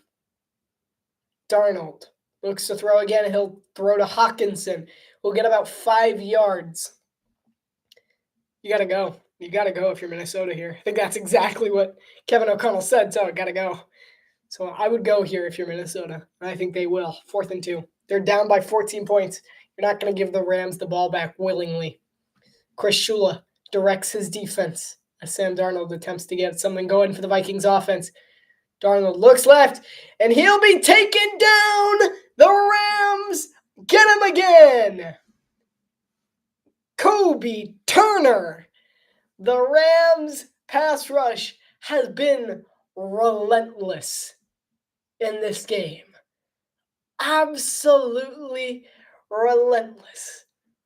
And there is no stopping them at this point. And so the Rams not only stop the Vikings there, they get the ball at the 40. The Rams are getting points here. I mean, it was a risky move, but the way your offense has been playing, you needed to take that risk. Justin Jefferson fell down in his route. That hurts. And Chris Shula pumped up on the sideline there. His defense is having themselves one of the best games we've seen. 1st and 10. They go a little tricky on a nice run. Kyron Williams tries to make a good cut. He'll get about 9 yards to the 30-yard line. Rams only have 1 timeout, reminding you they used 2 in the first quarter. 1:15 to go. Rams trying to go hurry up. Puka shaken up as Puka Nacua heads to the sideline. Something knee related.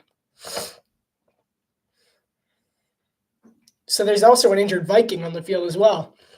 So many an injury on that play. We'll see Puka. Oh, it's actually both the person Puka ran into too. Yeah, so weird play as Josh Metellus twisted his ankle a little, it looks like. And Puka hit him in the knee. I think they went knee to knee.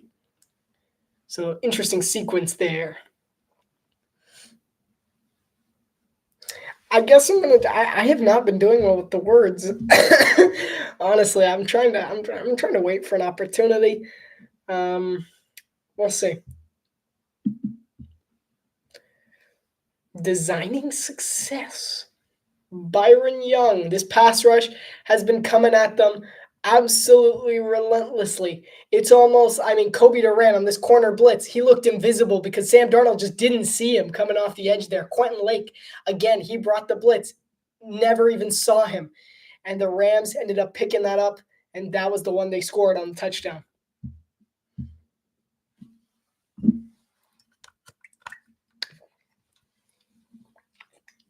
I feel better now. I feel better now. The Rams have 6 sacks tonight. Darnold seeing ghosts again. Kyron Williams runs the ball. A nice run. Gain of about, 5 and a first down to the 25-yard line. Clock's at 57 seconds. They're at about the 25.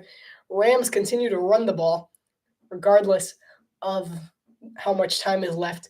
Vikings bring heavy blitz. Stafford throws incomplete towards, I'm not sure who that was, Davis Allen. I used one of your words, by the way, Pepper.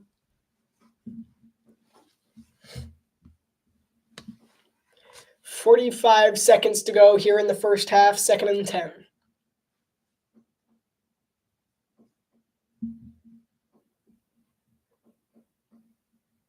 Stafford in shotgun, Kyron Williams in motion. Nacua shuffled a little on the right side. It's a screen to Puka, and Puka breaking tackles, taking people with him. He's still going. Gets about 12 yards there. And Puka Nacua, good effort there. He doesn't get out of bounds. 30 seconds to go. They're still going hurry up. Hello, can't be showing this. Yeah, okay. Matthew Stafford under pressure. He's hit hard. He'll throw up the middle. It's caught. Touchdown, Rams. Davis Allen.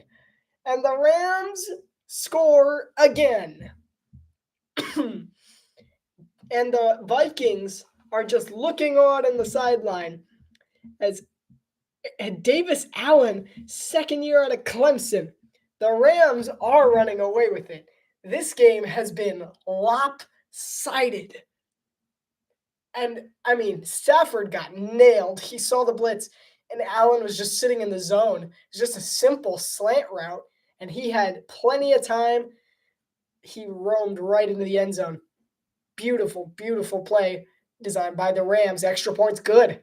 24-3.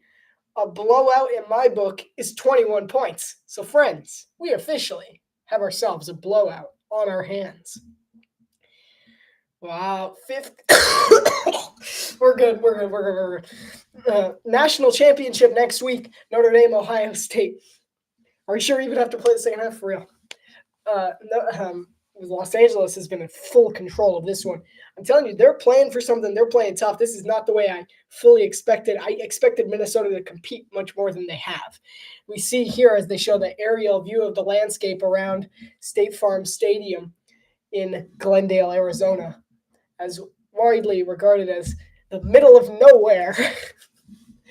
Joe Buck and Troy Aikman are commentators on Monday Night Football on ESPN. You can go ahead and mute them. Come on over here. I'll be your commentator here today on the Exponential. You won't even have to worry about listening to Joe Buck and Troy Aikman in case you ever don't like one of them, which, no one dislikes Joe Buck. I'm sorry.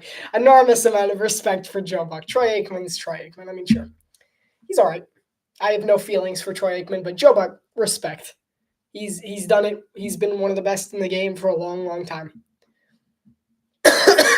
Vikings 2024 journey. They started 5-0. They were one of the 2 unbeaten teams, the Kansas City Chiefs. They lost back-to-back games against the Lions and the Rams, the 2 members of the Stafford Goff trade. They won 9 straight after that, and the NFC's number 1 seed after Week 17. They lost Week 18 to the Lions. They're the 5 seed with 14 wins, and here they are down by 21 to the 4-seeded Los Angeles Rams. And this brings us to halftime right now. All right. I'm going to step aside for a few moments. Enjoy halftime. Unmute your TV. Listen to Adam Schefter's breaking news. We'll be back for the second half. Rams lead 24-3. By the way, Pepper, I used 2 words before halftime, both of which in about a 20-second span. I'll see you all after the half.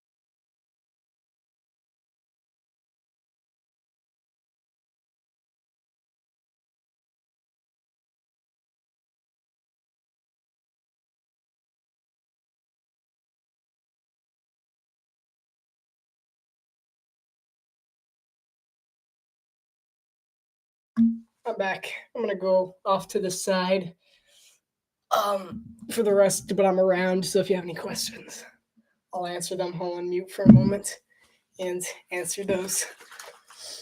Oh, all right. Took me a while to find something decent to eat. It's not really food, though. It's just chocolate because I wanted to eat something. So type in what your favorite of these three bars is that I've selected randomly.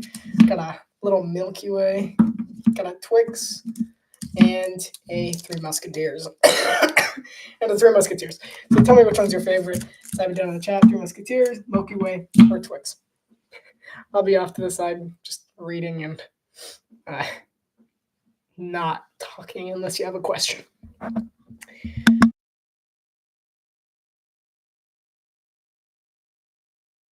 It is better than nothing. It's still Halloween candy.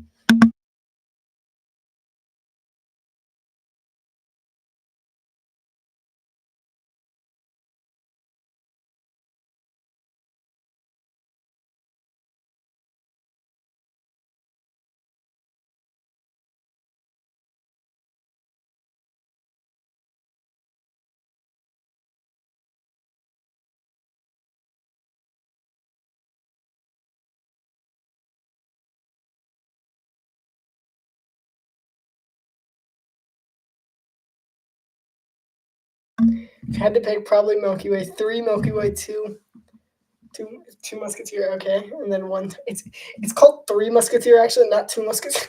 I'm sorry, that was a bad joke. Yeah, I like Twix best. That's why I'm at the Twix first. Bad joke.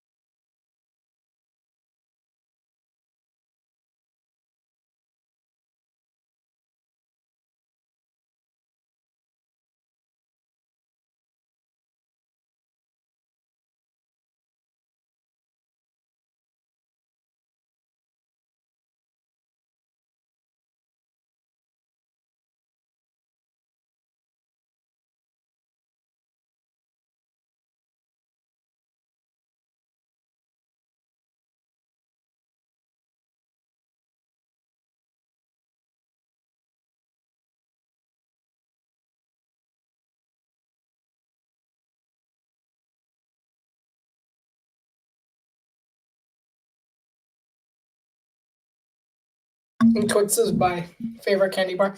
I think Twix is probably second for me, although I do have Twix more often. I might mute you after that awful joke. No, it's 3 Musketeers. No, Hershey cookies. That's weird. Sorry. I'm like, that's a weird one. I don't think I've ever had it. I'm not a big candy guy. I don't have candy very often. That's why I still have some from Halloween, is because I don't eat candy very often. I will say that I like the crunch of Kit Kats just in general. It's more like a texture thing, not necessarily flavor. It's just I just like the crunch. I just like Kit Kats just because of that. Kind of get that from Twix too, I guess, but more so Kit Kats. So I like Kit Kats a little better, but I like Kit Kats and Twix. Top 2.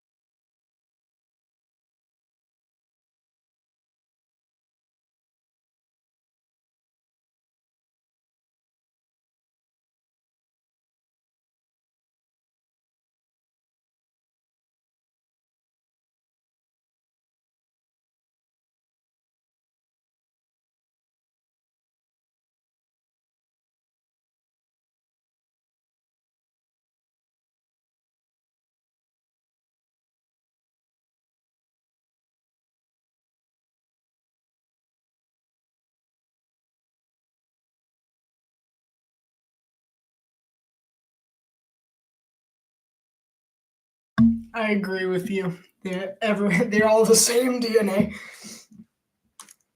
It's like when people ask you what your favorite Pop-Tart is. I don't know. I'm not a college student. I don't eat Pop-Tarts. All right. What is your favorite Pop-Tart, though? If you have an answer, what's your favorite Pop-Tart? Go ahead and answer. I just go original, whatever. I think like frosted strawberry or whatever it is. It's like the only Pop-Tart I've had. Very rare. I've basically never had a Pop-Tart.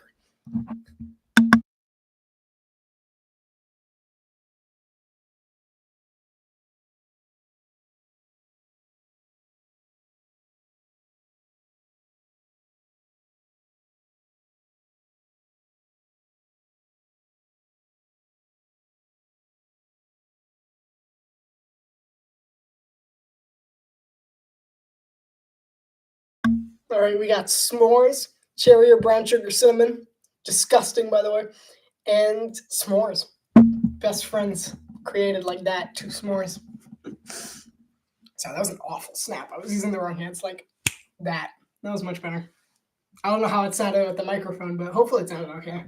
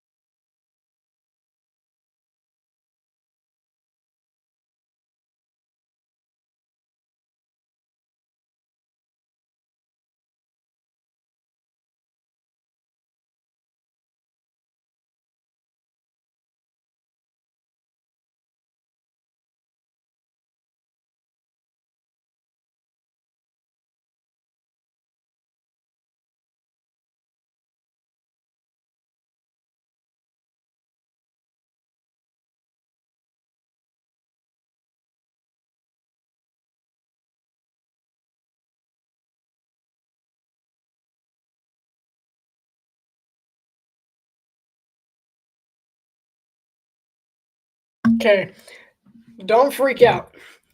I've not once been to a DQ. Sorry, not once. I've never been to a DQ. I know the commercial, the DQ, happy tastes good. I've never once been to a DQ.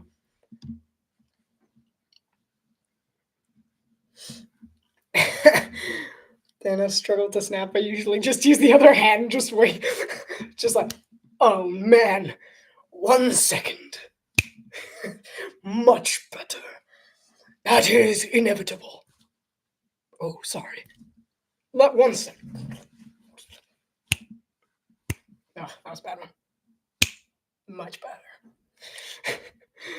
I've never been to a DQ. I don't think I've even ever seen a DQ. I live in Orlando. I haven't seen it. I can't think of where there would be a DQ. I'll look it up in a second, but I don't know where there might be a DQ. Heavy rush coming, and it's a lateral. You're gonna want to pick that up, and they will. So the game came back, in case you couldn't tell. Let's look it up real quick. DQ. Happy tastes good. It's not the voice. The voice is more like DQ. Happy tastes good. Yeah. That's the thing, right? I got it. I think I got it right. Sam Darnold looks to throw, hit as he throws, unloads, and it is caught by Jordan Addison in traffic. That was either a catch or an interception. They got lucky there. All right, let's see. DQ. DQ. Search nearby. No, not Dairy Queen. DQ. That's not the same thing, right? Wait a minute. Is that what? Huh? Am I crazy? Am I crazy? I think I might be crazy. I never put that together. I never put that together. That's awful. I never put that together. I'm an idiot. I did not even think about it. Defense tonight for the Rams. Kobe Turner's got 2 sacks. Byron Young has 1.5. Akella Witherspoon has a sack, and Jared Verse has that return for a touchdown. Yeah, there's a ton of Dairy Queens. Yeah, I know that one. I know that one just because of BK, have it your way. You know that one? I know that one. I did not know this one. I'm going to tell my family this tomorrow, and they're going to be like, dude, you didn't know that? I'm like, what? No, yeah, there's a lot of them. Yeah, there's plenty of Dairy Queens. I'm seeing, yeah, there's some in East Colonial. There's one on International. I knew that. I know where that one is. No, I've still never eaten at a Dairy Queen. My brother's allergic to dairy, so we don't eat at Dairy Queens for that reason. Sam Darnold's pass is errant as he was aiming for Jalen Naylor-ish. Could have been aiming for the... No, yeah, he was Casper the Friendly Ghost over there in the middle of the screen. Like, what? Sam Darnold's like, phew, there was nobody there.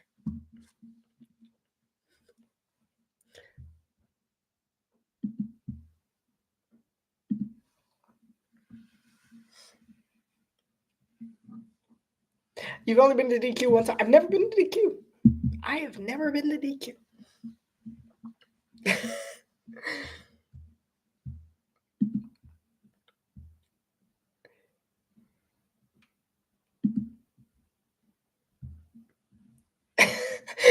I'm no comment. But not, yeah. Good answer. Good answer down there. Yeah, I've never eaten a DQ because my brother is allergic to dairy. So I didn't put that together that was Dairy Queen, but that does make sense why we haven't eaten there in that scenario.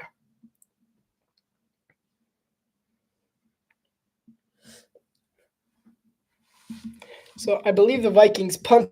I got distracted temporarily. Oh, that was the breaking news? The breaking news is that Deion Sanders and Jerry Jones have spoken about the Cowboys vacancy. No, yeah, my love of Dallas won't increase with that hire. I'm not a big fan of Deion. I don't like how he treats reporters. So as a reporter, I don't care for how he treats reporters. Because he doesn't treat them with any respect. Ultimately, they're doing their job. It's their responsibility to ask questions like that. It doesn't matter. It does not matter if you don't like the question. You can say no comment.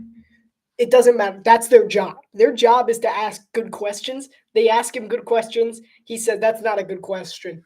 You're like, fire him. Like you can't say that. Like you can't do that right to the reporter's face. It's not all right. And that's why I'm not a big fan of Deion. So I wouldn't like that hire.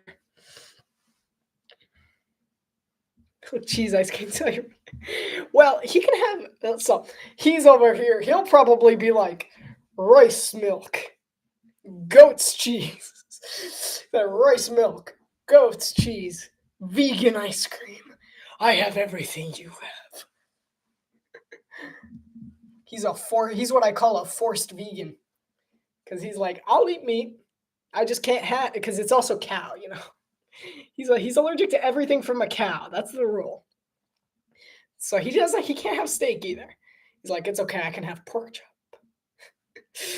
He'll eat anything. He'll eat, I mean, like, regardless of that allergy, he'll eat anything. You put in front of him, you say it's safe for him to eat, he'll eat it. He might not like it, but he'll eat it. He'll have anything once. Anything. He's had cuttlefish. You ate cuttlefish? I was like, you ate cuttlefish? He's like, yeah, I ate cuttlefish. I'm like, was it good? It was interesting. Tasted like octopus. How many cephalopods have you eaten? I'm like that, and he's like, all of them. And Kyron Williams is whacked in the backfield by Ivan Pace or Avon Pace. Sorry, he says his name Avon. Respect it.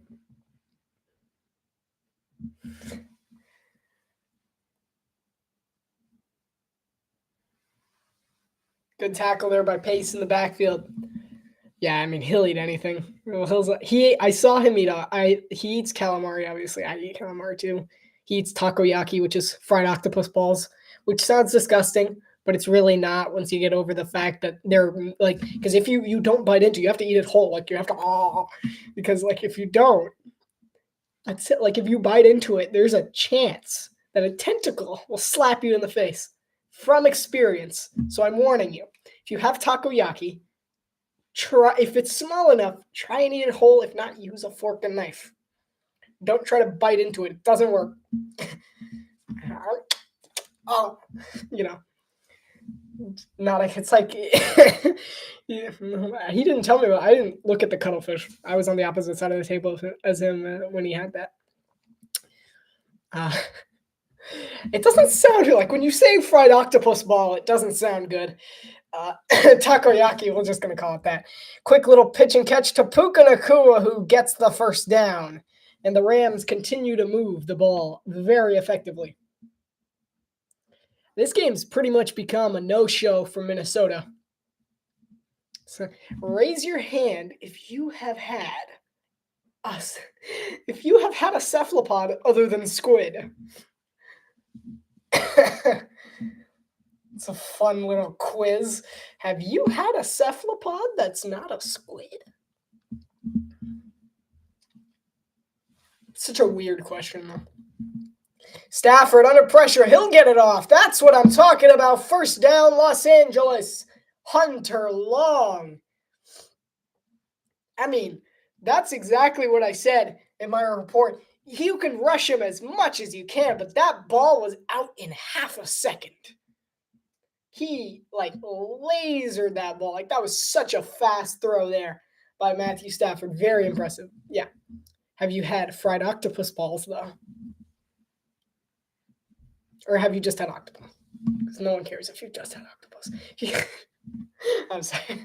You've had fried octopus balls. Much more impressive. Calamari squid, yeah. Calamari squid.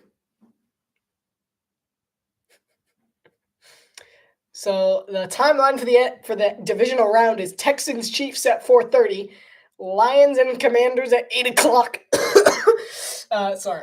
Vikings or Rams. Winner of this one, likely the Rams at this point, taking on Philadelphia at 3:30, and then at 6:30. 6:30 is Rams. Is Bills hosting the Ravens. I hate that time. I can't stand it. That's an awful time. I don't know why they would do that to me. And Vikings bring heavy pressure, and Stafford just throws it away, bringing up 3rd and 9. So if you guys really want me to do Ravens and Bills, go ahead and say it now or forever hold your silence.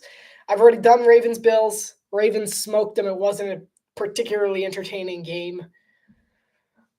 But it's the playoffs, so it might happen. Might be very exciting, but at the same time, the time is annoying.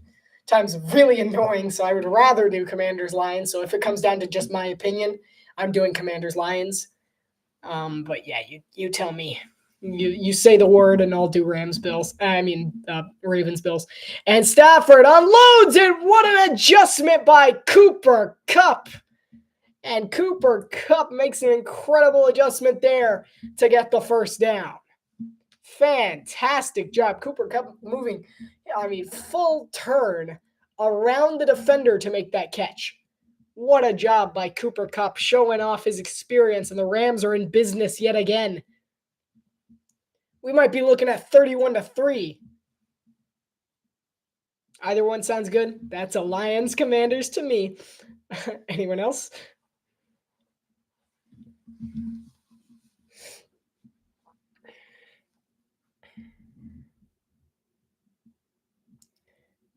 I'm not sure what happened there. The play clock showed it was winding down, but it looks like it was no, it wasn't. Okay, timeout Los Angeles. I was like, I don't know what happened there. So timeout LA. So the Rams will call their first time out of the half. 9:20 to go here in the third quarter. That understanding between these two that have such great chemistry when they're just talking about the chemistry between Cooper Kupp and Matthew Stafford, but ultimately I think that was more of a here, catch, you know, one of those like snake eyes. I'm in a fun mood right now just because it's not a good game, so I have to keep things interesting. Third option, all games. I probably could. I'm staying up for them anyway. Both of those, not the early ones. The early ones I can't commentate on because it would get crowded here. So yeah, as long as you get your weekly fix it, Kyle. Nice. Appreciate, not the salute. I do salute you guys, but appreciate. Uh-oh. Kyron Williams, very slow to get up for the Rams. He's a key member of this Rams team. See what happened there. He got his ankle twisted up. Ooh. Oh, okay. All kinds of contortion. Okay. That's gross. His skeleton looked like it got snapped there.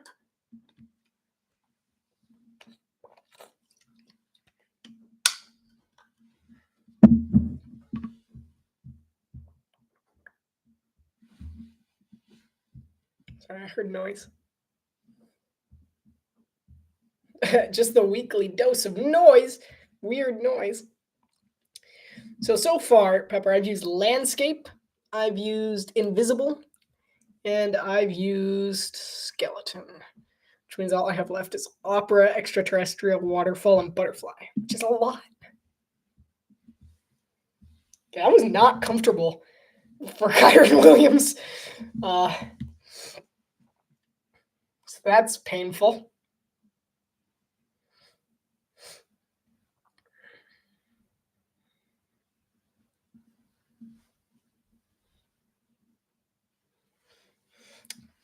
Yeah, I technically could do 6:30s early though. That's what I'm saying. I'm like, it's early. I might not have this area to myself at that point. There might be other people roaming about. I don't know. So we'll see.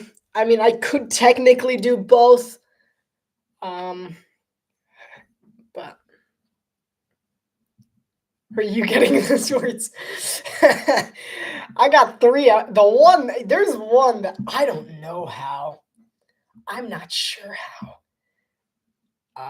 I can do some of the other ones. There's just one that I'm like, I could do the others in certain scenarios. Like I already have the scenario planned out. But one of them is just like, I do.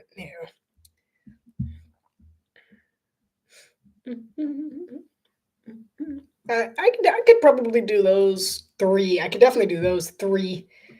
And I don't know about that that one. Tough.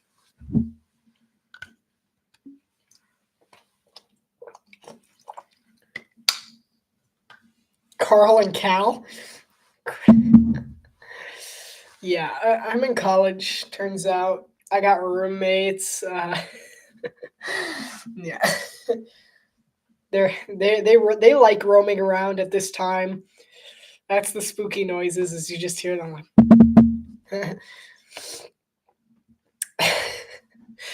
at their roommates. No, I don't think they're. I don't think I'll let them know that. I'll let them know that you that we're calling them Carl and Cal. I'll let you know. There's another one. So it's actually Carl, Cal, and someone else. Though that someone else probably won't be the one roaming around. Because that one's like, night falls on the city, and he just falls asleep. Matthew Stafford under 7 for the Rams. Puka Nacua in motion. It's a jet sweep. Nacua tries to get the edge. He actually gets a solid gain there. Gets about 7 or 8. I'll give him 8. Kyron Williams, that hurt. Chin is down right there, and Williams had the ball, so no fumble. Yeah. That wasn't a fumble. If that's what they're talking about, I'm just seeing pain. He's still in pain on the sideline. I mean, who wouldn't be? It's like jam your toe, that hurts. Jam half your body, that hurts more. This has been almost a 5.5-minute drive for the Rams as they're just knocking time off the clock. Pressure coming for Stafford, and he's taken down. It's AVG. Oh, hey, Boatman. Yeah, sorry about the game. Yeah.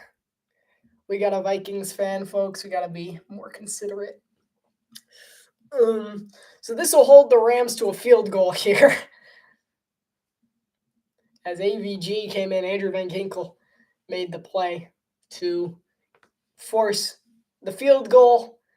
Not that it necessarily matters at this point. He's made his last 14 kicks, and now he's made his last 15. I shouldn't have said that. And now he's made his last 15. Anyway, you want to talk about the offseason? Yeah. Talk about NFC North disasters. So next up comes Sam Darnold. And a hope at one of the most dramatic comebacks in NFL history. Also with fun vocal. Yeah.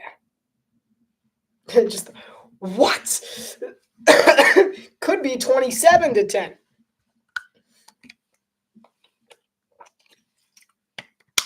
Yeah, it might be 27-10, not 27-3. Or maybe the momentum would have rode with them.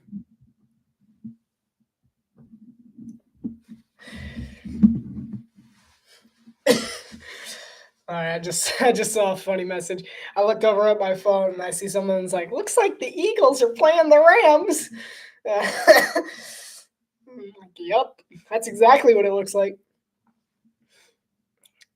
I'm a Minnesota sports fan.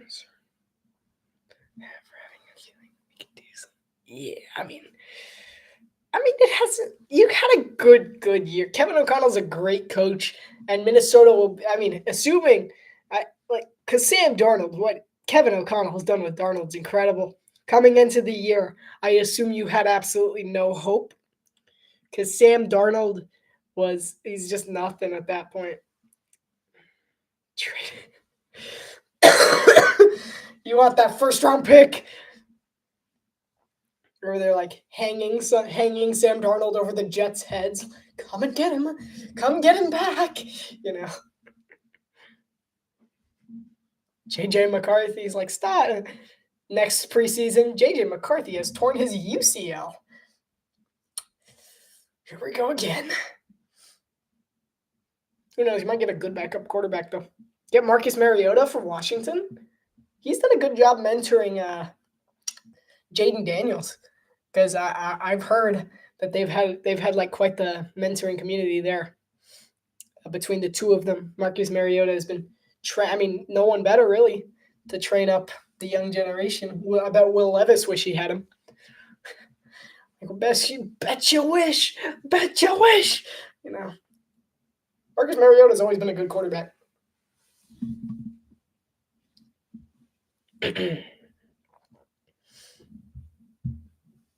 They're doing another remembrance of Los Angeles and the wildfires that are currently happening there. Lions will lose to the Commanders. Now I just don't see them winning this game. Wouldn't it be crazy if the Rams were the team to make it in this? Okay, good return out to the 38-yard line. Levis wouldn't be the starter if that's true. You say what you want about Marcus Mariota. Marcus Mariota always won games. Like, you can say that he's not really a passing quarterback. In Tennessee, Tennessee never made a Super Bowl, but I didn't see a losing season. Did you? I didn't see a losing season. Cubs and Rams have all they do. It could be. We might be looking at the winner of Eagles-Rams heading to the Super Bowl, because the Lions look beaten up on. And if Jalen Hurts can get back into a rhythm, maybe the Eagles are the team to watch, because it's a much more favorable matchup for Philadelphia against this Rams team, who, we haven't really seen it in this game because Minnesota's not a rushing team.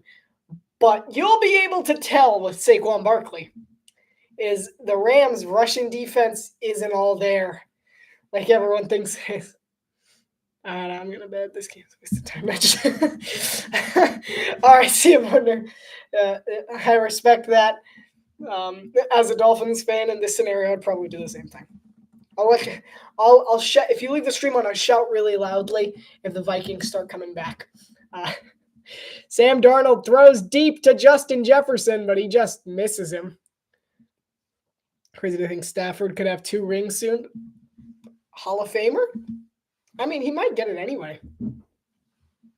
He might be a Hall of Famer anyway. He hasn't really been in that conversation, but he's broken a lot of records. No one really mentions him in the conversation, but I think it's more than likely that Stafford ends up as a Hall of Famer. Kevin O'Connell not thrilled about the no call on pass interference on that one. The ball was a little too far over.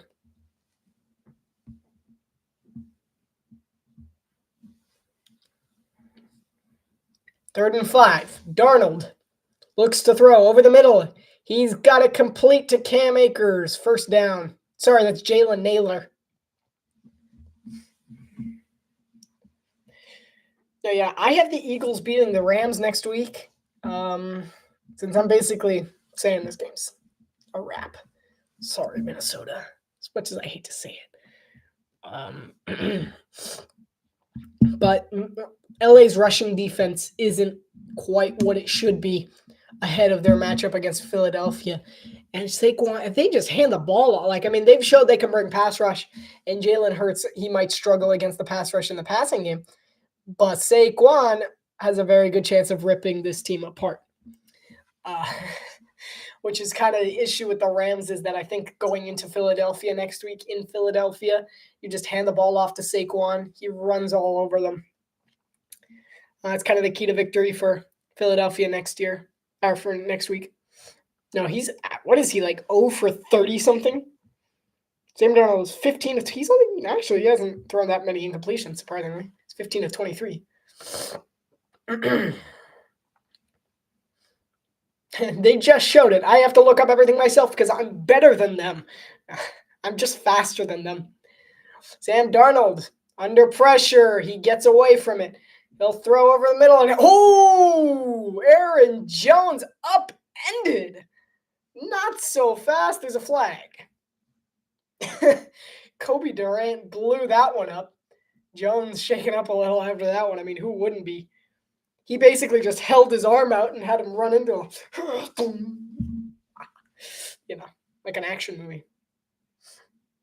Holding on Kobe Durant. Oh, sorry, his Kitchens on the tackle. I got the numbers wrong. So it was away from the play. Okay. All right. Sure. I mean, he kind of held.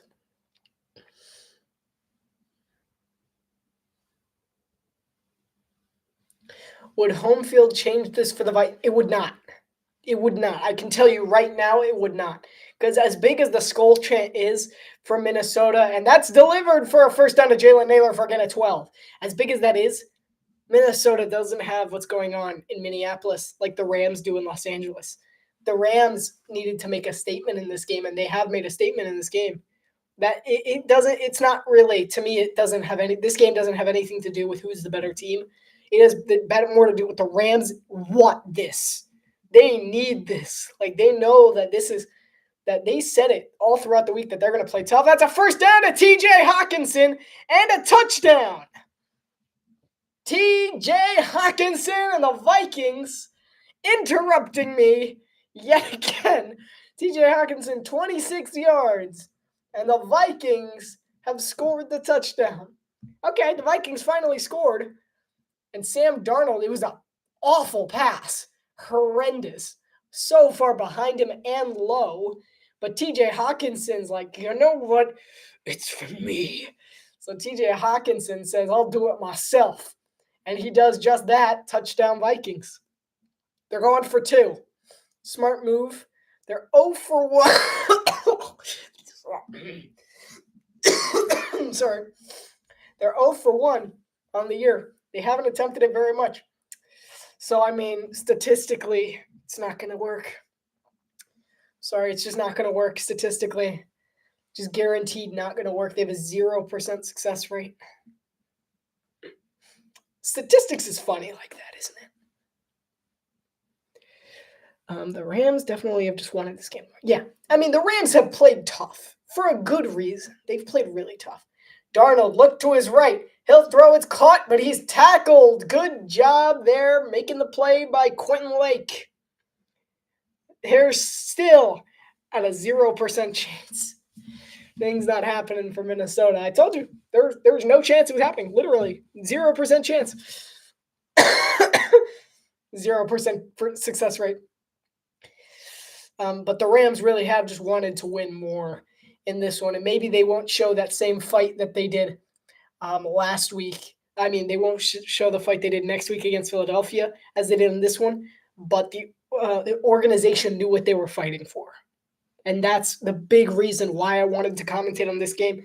I mean, sure, I thought Minnesota would put up more of a fight. But I knew from the beginning that Los Angeles was going to come in here and they were going to play their hearts out. Because they're doing this not just to win the game for the fan base. They're doing it for the city. They're trying to play hard for the city, for the people of the city, for the firefighters that are risking their lives trying to go out there and put out that fire. They're doing it for them. It's like what Kyron Williams was saying. Our goal, he said it, you can read it in the article that I wrote under my channel. It's a one-stop shop. But he said that that they're doing this to give hope to people for just a few hours that they're playing out on that field. So just give them something to do to get their mind off of what's happening. And they've done just that. They've not only done that, they've done an incredible job at it too.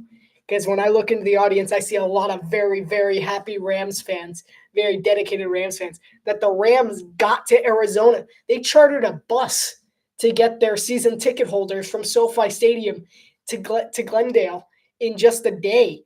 It was at 6:50 this morning at SoFi Stadium. The bus arrived and brought them to Arizona to watch the game. They were dedicated to make a difference in this game. They wanted to win more than I've probably ever seen. The Rams needed to win this game. They've showed up for the city of Los Angeles. They've done a fantastic job. So, little hat tip to the Los Angeles Rams for doing what they've done today. Boy, just hand it to John. Yeah.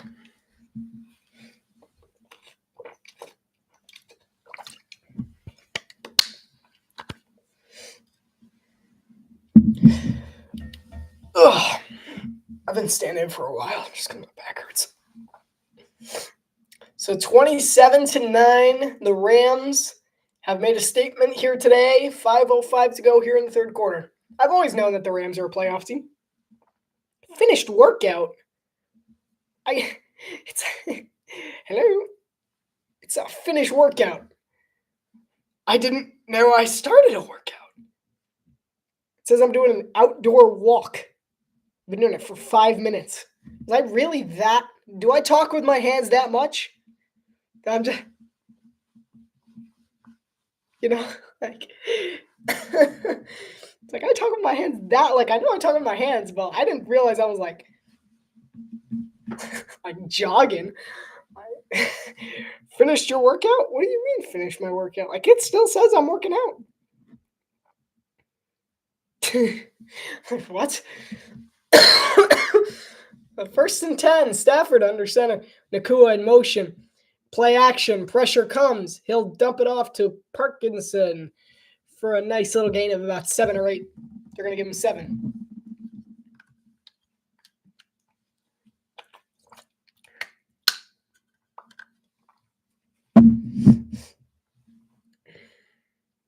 I mean, this game really has been lopsided, and credit to Sean McVay and how he's motivated his guys to go out there and play. Because as much as we say they were doing this for the city of Los Angeles, they also have their houses are there, Like, sure, they got their family over to Glendale to travel with the team. I'll say more after this play. Nakua in motion, Stafford under center. And they'll hand it off to Kyron Williams. Williams plows ahead for a gain of about 3.5 and a first down.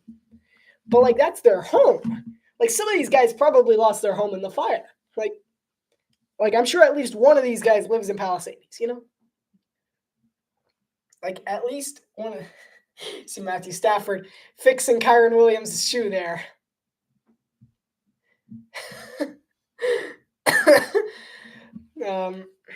But let's see what happened here. Kyron, a little sassy walk there.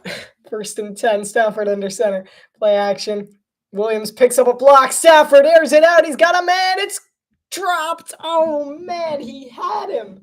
Hunter Long. Man, did the Rams get scammed on that Jalen Ramsey trade. That's crazy. That guy used to be a Dolphin. I know that. I only know he was useless in Miami. I only know that because he's we traded him and a 3rd-round pick for Jalen Ramsey. Bye. Hello, Jalen Ramsey. It's the greatest trade the Dolphins have ever made. We scammed them out of their minds. Now, best trade. I think I've been alive to see the Dolphins make that one. We scammed them. We got Jalen Ramsey, who's been fit. Matthew Stafford just tucked it. Excuse me? Matthew Stafford just went on a design quarterback run. It didn't work, but he's Matthew Stafford. I didn't expect it to. Fun play call, though. Okay, whatever. But like some of these guys know people in the Los Angeles area. They're from LA. That's where their families live. That's where their friends live. Like they know that there's stuff happening at home. They know there's still a fire raging, that anything could be happening right now during this game. And they know that, and they're still going out there and playing their absolute toughest. So credit to Sean McVay for getting his team in this game, even though there's so much happening in LA. It's a screen to Nakua, who's getting his shirt completely ripped backwards. If you could see that, yeah, I mean, like, he's got half it, like, his under... Someone is holding him back by his undershirt there. You just see it get completely ripped. Come back. It didn't break. That's a very tough shirt, I will say. It didn't snap. It still didn't snap. It just didn't snap. That's some tough equipment there. So the Rams are punting it away.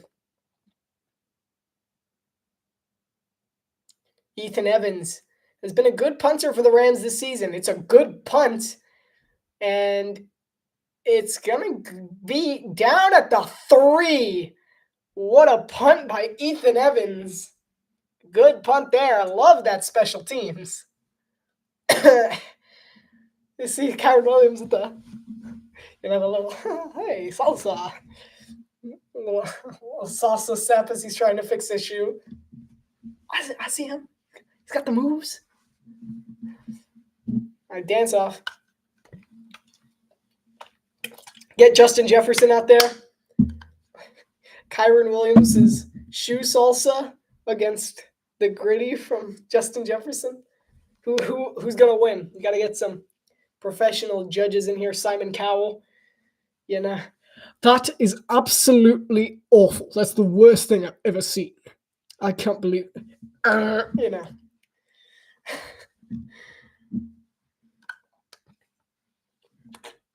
No, all the other judges, no, why are you doing that? Don't push the button. That was the America's Got Talent one. The British Got Talent one there. They speak a little differently.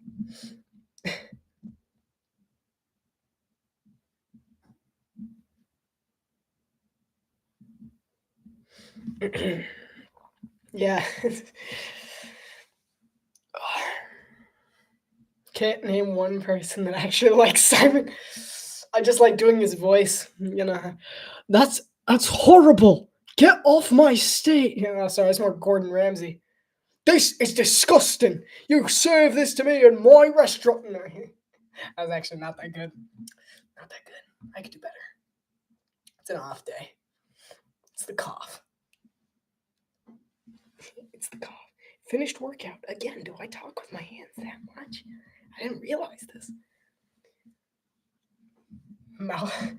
Mouth-watering waterfall symphony of bubbles. Not sponsored by Coca-Cola, but I don't know what was happening, but I'm glad they put subtitles up there for me.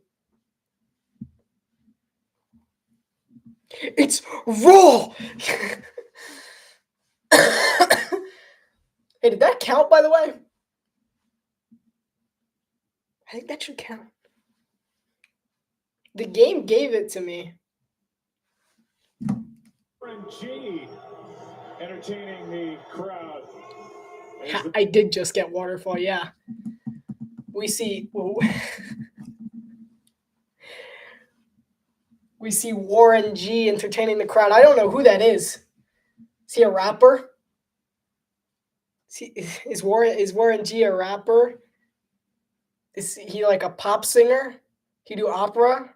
Rock star? Well, what does he do? I think he might be a rapper. Sounds like a rapper, like Warren G, you know. I don't know who Warren G is. What do you mean? Country? Is he country? You would know. Is it country? I don't know what this is. I don't know what this is. It's just a white circle. I actually don't even know where I picked it up from. Thank you. Sam Darnold throws to the sideline. Jordan Addison will be about a yard short. All right, how many do I have left? Does that count? I feel like that counts both because of the game. I need butterfly. I need butterfly. Extraterrestrial. Yeah, opera was the one I wasn't sure how I was going to get, like, honestly. So I just need butterfly and extraterrestrial. I do not know how I got lucky there. I'm like, I needed a singer. That was exactly what I was saying. I need a singer. I need a rapper. Like, I need something.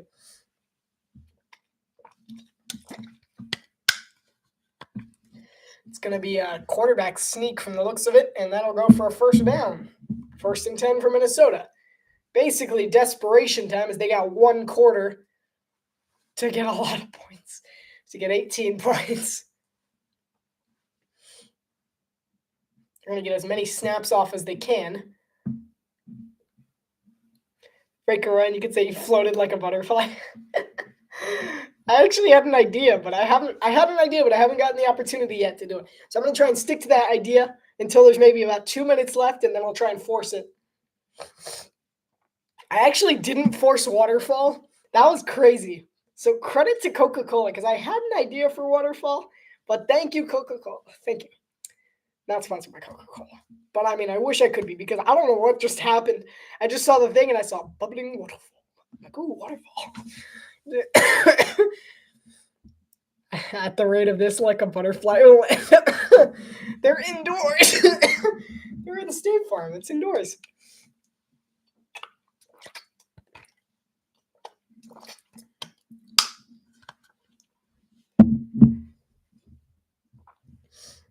You know, I could just bring like a Bug's Life reference up. What's his name? The caterpillar.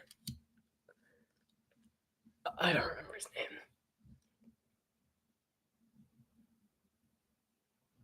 What's the name of the Bug's Life?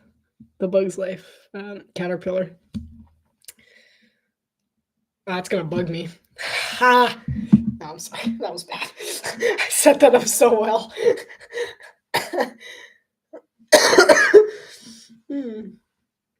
Sorry. That was a bad joke that I set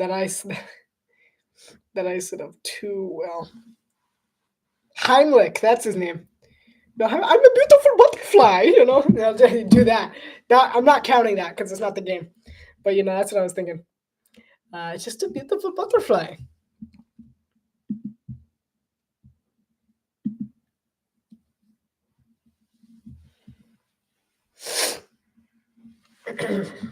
Heimlich, I'm a beautiful butterfly. I think that was a much better impression.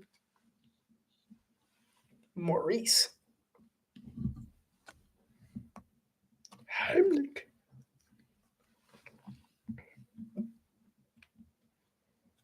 Oh, my eyes. Oh, this is why I have glasses.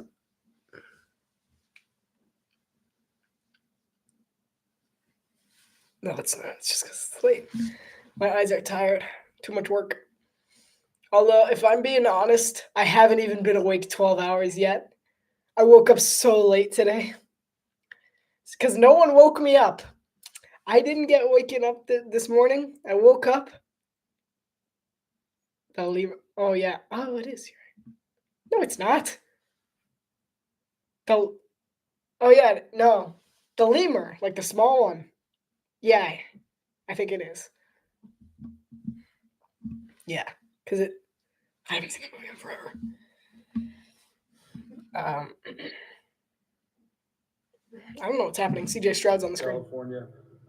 I hold that entire area near and dear to my heart, and I've been thinking and praying for all of you folks. Showing messages from different sports icons around the league, saying thank you, Arizona Cardinals. Rivals no more. Selima, Madagascar. Maurice. I think Beauty and the Beast. Maurice, Sam Darnold's going to take off and run. He's saying, I got wheels. He goes for about 20 yards. And Sam Darnold, how about that? There's an injured O-lineman down for Minnesota. It's O'Neal.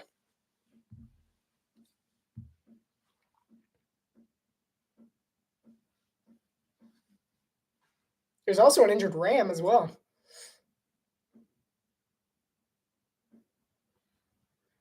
Where's Darnold?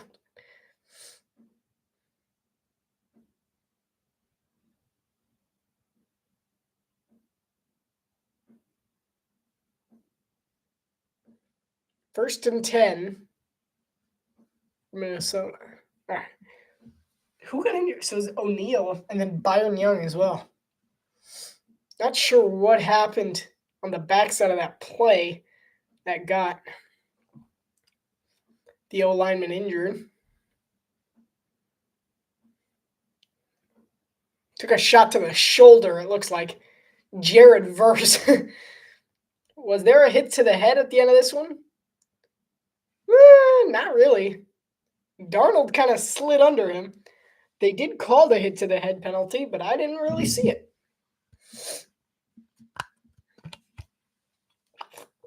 A very minor hit to the head.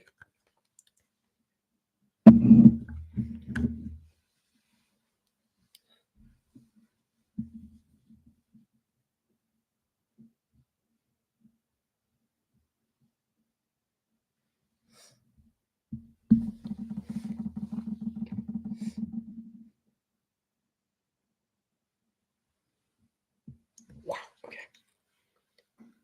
My eyes are like, I can't see that anymore.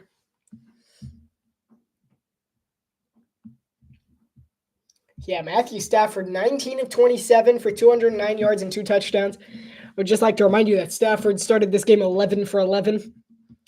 He's gone like 8 of 8 since then. Yeah, he's 8 of 16, so he's only got 50% accuracy since that perfect start for Stafford. So a lot of his early energy came in that first quarter.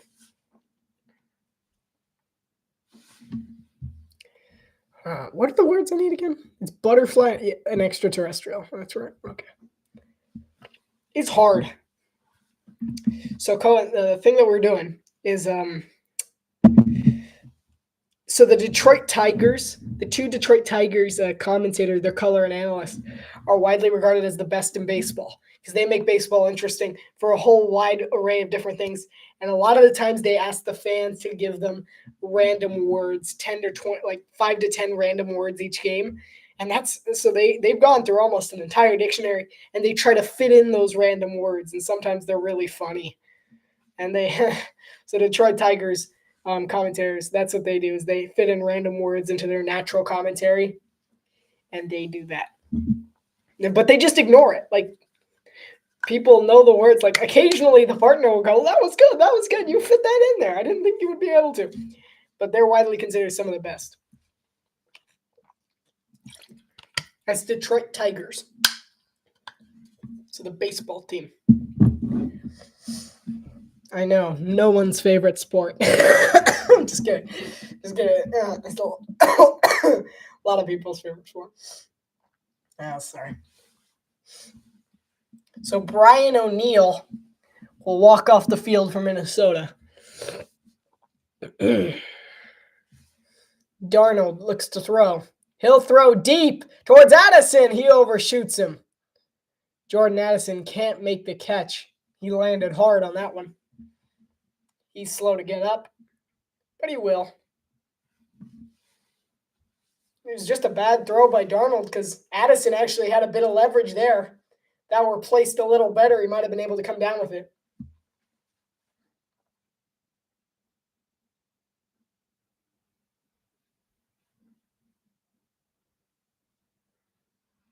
Yeah, it's cool. I like what they do. They really, because baseball is generally not the most interesting sport for quite a while, and they make things very interesting for the people that watch the Detroit local television. So they're really good at that. I appreciate it because baseball is not that interesting. For primarily not that. Occasionally it's like home run, but occasionally things are just not that interesting that happen there. Offense tonight for Minnesota just has not been there at all. Justin Jefferson is 58 yards and Jordan Addison is 38. Darnold throws over the middle. TJ Hawkinson for the first down. He's been a big part so far this offense. They're going to give him 10 yards. 13:52 to go here in the game.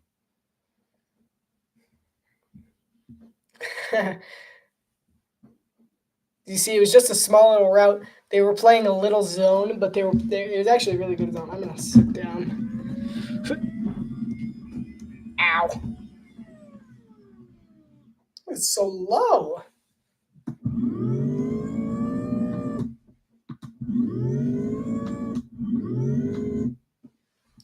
Gotta manually. Okay, almost fell.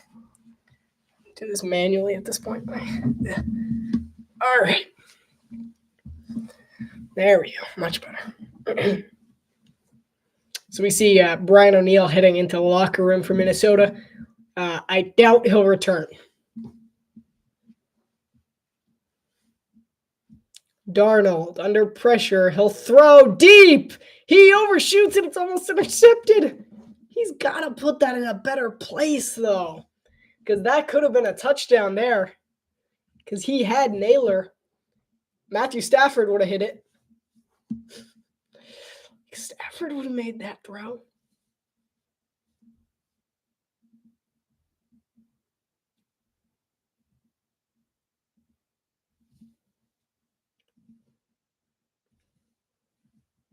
Yeah, I mean, that was a makeable throw. He had to anticipate. I mean, maybe his depth perception is a little JJ. Got JJ McCarthy supporters in the house. Jefferson in motion. Darnold looks under pressure. He steps back. Throw it. No! What is he doing? And he's taken down. He just had to throw it. And Braden Fisk gets the sack. It's the 7th of the night for the Los Angeles Rams. Okay. He saw them. You could see him going. And he's just like, okay, I'm just going to take the sack. I mean, this is very much like Sam Darnold's time with the Jets at this point. It's looking like it. It is awful. Let's keep butterfly. All right, I still got butterfly and extraterrestrial. I don't know how to do with it. I think Darnold has money on this game. I would not be surprised. At this point, I give credit. I mean, Darnold, I loved Darnold when he was with the Jets. Sam Darnold was awesome. Sam Darnold gave the Dolphins 2 wins every year. I loved Sam Darnold. Here, it's just painful at this point. I don't love him anymore. Not if he's playing like this. Because, he's so, we know he has the potential to be good, but at this point, it just seems like he's choking this game away.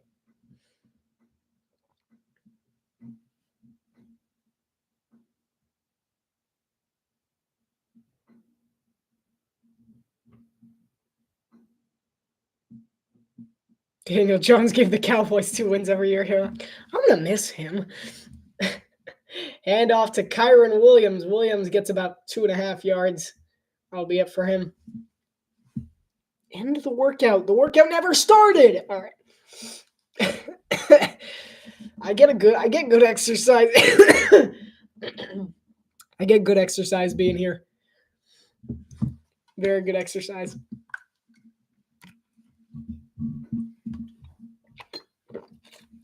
We got 11:41 to go here in the game. A game which seems basically over. It's going to be a face mask from the looks of it on Minnesota. It is Cashman. That's who I was thinking.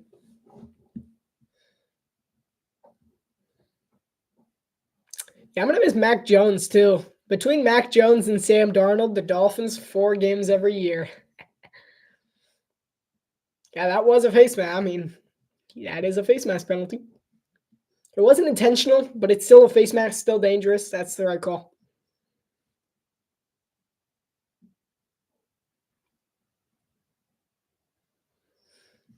Now it's like with all the AFC East quarterback, the Bills are like, we're 6-0. The Dolphins are like, we're 4-2. The Patriots, we're 2-4. The Jets, yeah, we're not going to talk about the Jets. Over there, sitting at 0-6 on the year. The AFC East. Kyron Williams, the shovel. Williams plows forth a gain of 11.5 on the play. Give him 12. Their last meeting. Sam Darnold took a safety from Byron Young. He was dragged down from the shoulder pad, and the Rams took a win 30-20. And he said it was a face mask. That one was a face mask. So they're probably going to remember that one, eh? I don't think it was a face mask on that. I think he got him by the shoulder. I didn't see any face mask. Sunny. Stafford under center. This game's basically a wrap. I'll see you in Philadelphia. Stafford will go hand off to Williams. And Kyron Williams again will take off down the sideline. The 30. He'll try and make some men miss. He'll slide down inbounds at the 25. Kyron Williams. I thought he was gone for a second there. And the Rams are just looking unstoppable right now. There is a flag. I might call it back.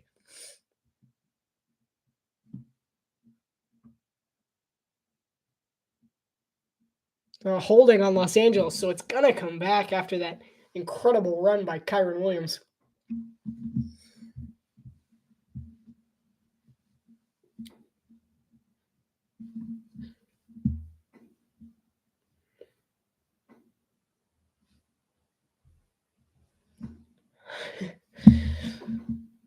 I'm tired at this point. It's not a good game anymore. I mean, it really wasn't after the first quarter. Game hasn't been very good. That's for sure. Hopefully next week's divisional round game will get better than this one.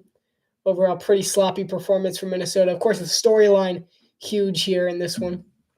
So credit to the Rams and all they've managed to do. There's another flag, because why not? Yeah, a lot of rough games. The good game was last night, surprisingly. I stayed up to watch that one. That was a good game. I mean, I considered commentating that one, but the storylines were too big for this one to ignore. I think everyone could agree from a journalist perspective, particularly, is a little too big to ignore. It's another 10-yard penalty, so the Rams are looking at a 1st and 26.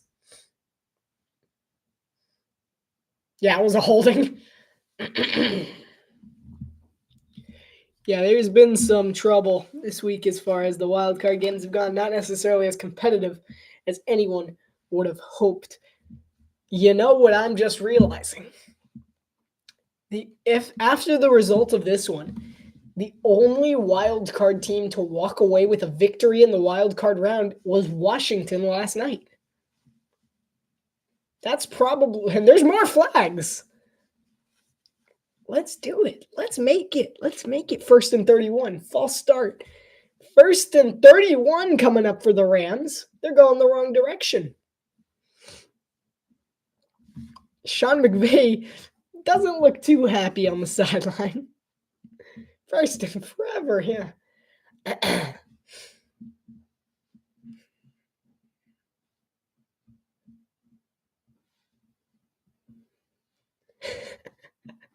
First and 31 1st and 50. Let's go.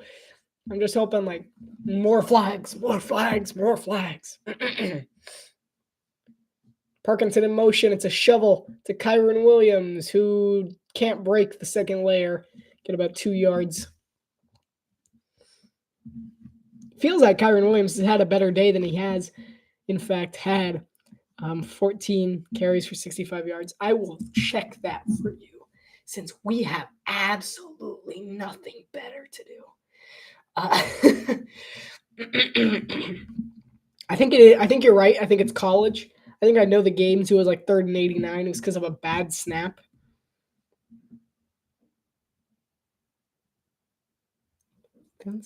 To a 1st down. We'll go with NFL though. Stafford will hand it off to Kyron Williams again, who'll get about 4.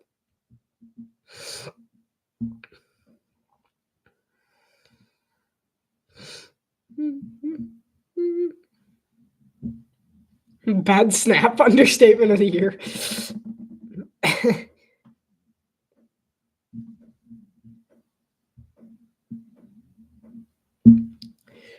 No. Vikings, I didn't read that.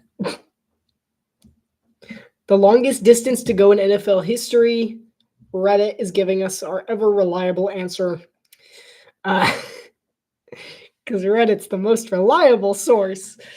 After this play, 3rd and 24, handoff goes again to Kyron Williams. Gets about 6 yards, 7 yards. All right. The longest down since 90. This was 9 years ago. So this probably isn't accurate.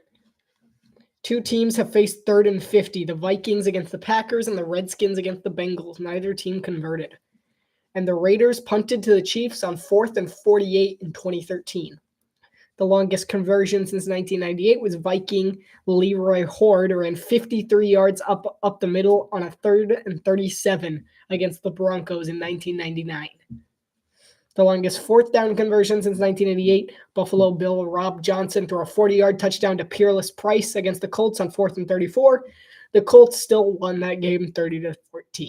I've confirmed those numbers with Pro Football Reference. Good, very good. Yes. It's pretty good. Yeah, I mean, good. This is like the mariachi band still going at it. Nice.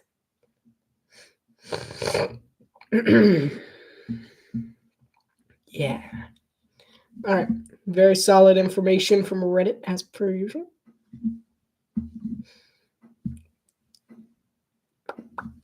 Okay. Yeah, I mean, I'm not seeing anything else really. Everything's from Reddit or Quora. There's one 4 years ago that showed the longest one is 3rd and 48. But that, like, I don't know, because that's not right based on what other person just said. All right, so if we change it to college, longest distance in college history. They're showing me the longest field goal was 69 yards kicked by Ove Johansson of Abilene Christian University in 1976. Pretty cool.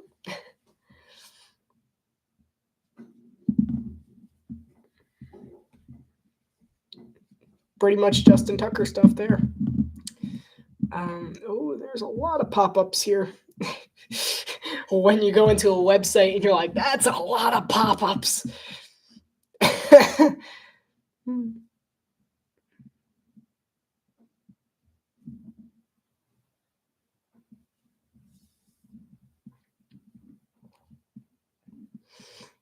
In 1933, October 11th, the Pittsburgh Steelers were playing the Cincinnati Bengals. And the longest offense, and it was 51 yards on goal to go. Okay. Longest offensive penalty in Steelers NFL history. Pittsburgh's first season as the 1933 Pirates. Tony Holm was DQ'd from the game. By rule, Pitt was penalized half the distance to the goal. Pitt was at the Cincinnati 2. This moved back 49 yards to midfield. What?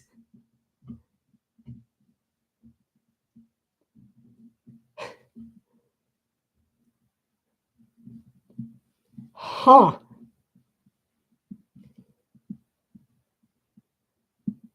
Half of 98 yards. It was half the distance. That's a mistake. Apparently he slugged the quarterback, so it was half the distance, but went the other way. That's weird. So it was goal to go from the 53. That's a weird one. There's an even longer one in a second. Sam Darnold throws overhead, overthrows Jordan Addison. So these are just some of the longest by this quirky research website, which I trust, even with all of its many pop-ups. The Baltimore Colts at the San Francisco 49ers. At some point in the second quarter, the Colts in their first season as a franchise retreated from the San Francisco 31 to their own 19 on a combination of negative plays and 20 yards worth of penalties. So that brought up 4th and 60. So 4th and 60 for them. 2nd and 10 coming up for Minnesota up on the actual game that we're commentating on. And that'll hand it off to Cam Akers. That'll go for about 8 yards. Packers versus Vikings in 1961, 3rd and 53. The expansion Vikings already down 14-0 early in the second quarter managed to push back the 1961 NFL champions for one series, holding for a loss of 17. An incomplete pass there, and another run up on our actual game, which doesn't get the first down from the looks of it. Might be a few inches short. 93 yards, Louisiana Tech. Yeah, that's what I was thinking because the bad snap went like right over his head, and then a few people kicked it, whatever. That was a weird one. Holding for a loss. So that's the college one. I'm just reading in general at this point. We're just learning history. Sack for a loss of 11, along with a holding for a loss of 15. On 3rd and 53, pass for a gain of 9, punt. 4th and 44. On this date in 1962, December 30th, in the NFL championship game, the Giants failed to convert 3rd and 52 after consecutive 20-plus yard holding penalties knocked them out of position to score a go-ahead touchdown in the NFL championship game. That's crazy. Steelers and Raiders, 4th and 74. 1970, October 25th. Wow. It's the indisputable NFL clubhouse leader for the worst distance to a first down, held by the 1970 Steelers, led by rookie quarterback Terry Bradshaw. I don't think the Vikings did not get that first down. It's going to be 4th and short. The official scorekeeping records the first down as a 7-yard loss and a 16-yard sack on 2nd down. 3rd down started with a run where there was a clipping foul 6 yards downfield, so this was a net negative 9 yards, but the down repeated.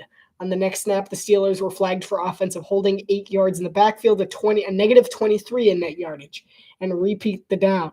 On 3rd and 65, Steelers rookie quarterback Terry Bradshaw just ate the loss and threw an incomplete pass. To add further indignity already suffered by the Steelers, officials tacked on an intentional grounding penalty, which is officially recorded as negative 9 yards since it was half the distance to their own goal. It is officially 4th and 1 for Minnesota, so they're going for it there.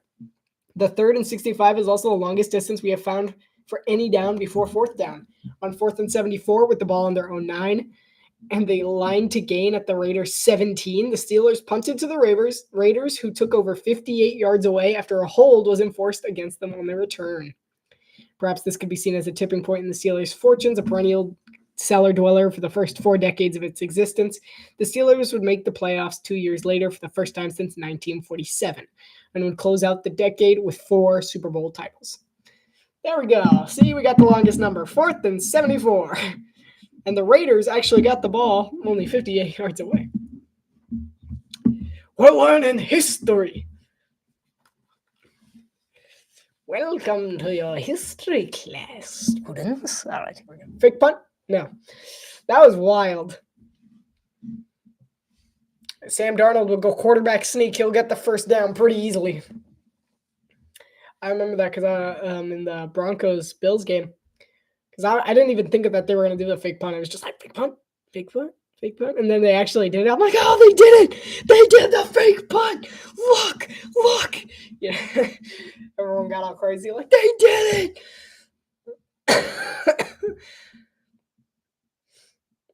Sam Darnold. The Rams are only rushing 4, but an offensive lineman got bull rushed. There, that was crazy. They were only rushed 4, and they still got pressure because an offensive lineman just got absolutely trampled on. And that'll go for a loss of 2.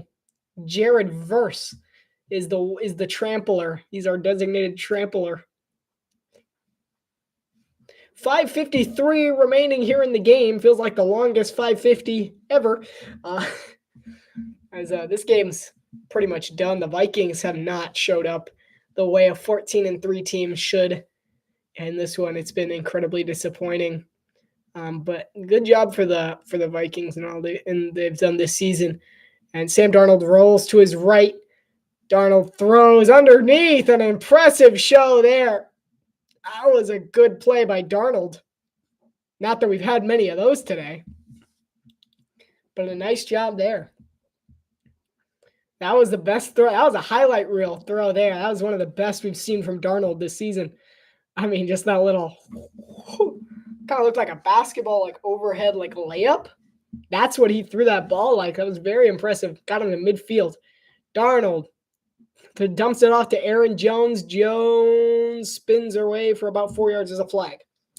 But yeah, ultimately, you can't ignore what Minnesota's done. He's been in the NBA first. I mean, he would be better. I don't know if he's tall enough, though.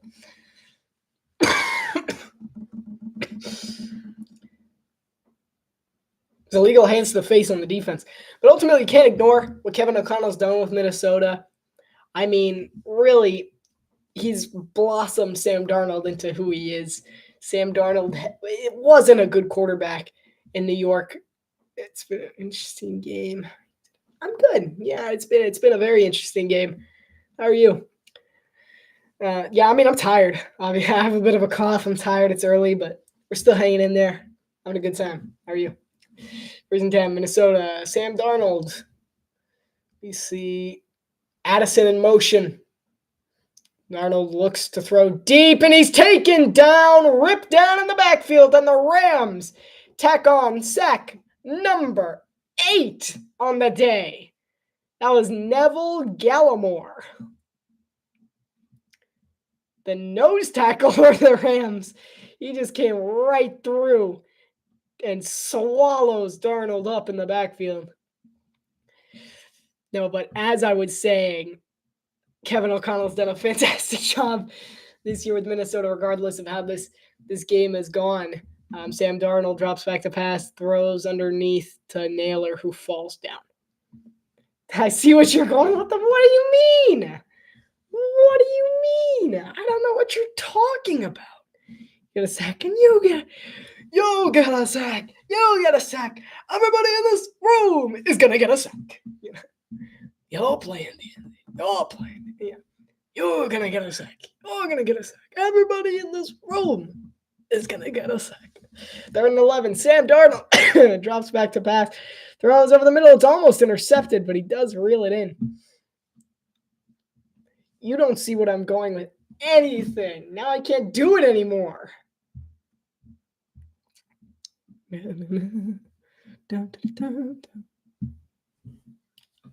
Let's see if he actually caught it. Not sure he did. I don't think he had possession. He did not. That's incomplete. That's an incomplete pass. I don't think he ever had possession.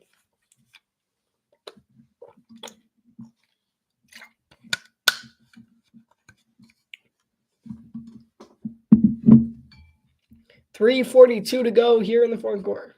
Yeah. 4th and 11.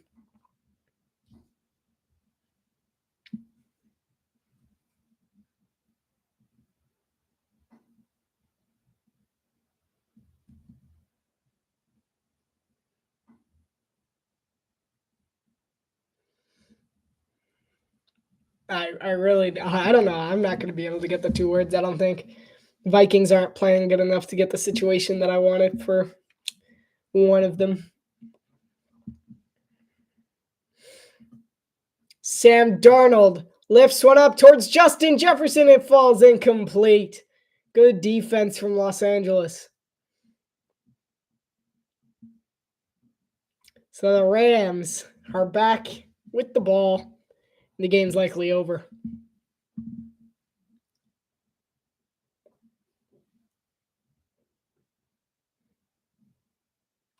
He almost got picked by Cam Kitchens there.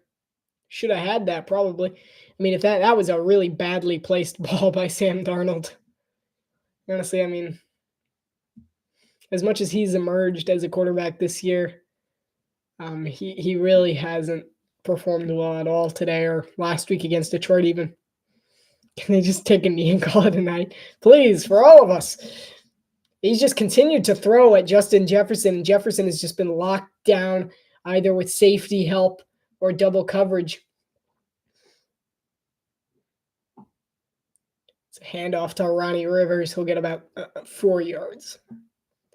And I mean, Justin Jefferson, who usually is the one making those extraterrestrial plays out there, he's almost inhumane out there on the offense, making the catches that we've seen him make over the years that he's had with Minnesota, but he just hasn't been there for the Vikings when they've needed him most this season. And maybe it's the connection that isn't there between him and Sam Darnold, but we just haven't seen it from Justin Jefferson.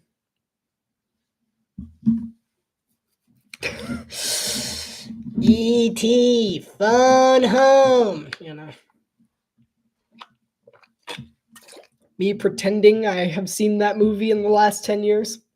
I haven't seen that movie in the last 10 years. It's been forever since I've seen that movie. I was small. I remember almost nothing about it. And off goes back to Ronnie Rivers, gets about a yard, maybe 2.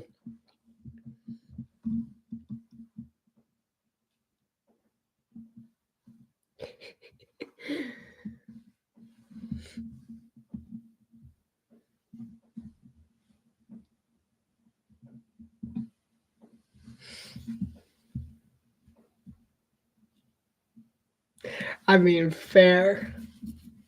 I heard Pepper go on dictionary.com just to figure out how to spell it. See all the Los Angeles Rams with their families as they traveled to Arizona with their family members. They look happy. Must have been comfortable transport.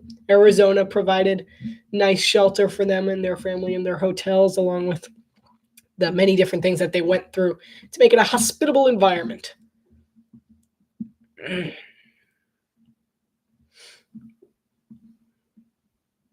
One. I have one word left. I could probably get it. I could get it done. Go check out my article if you haven't already.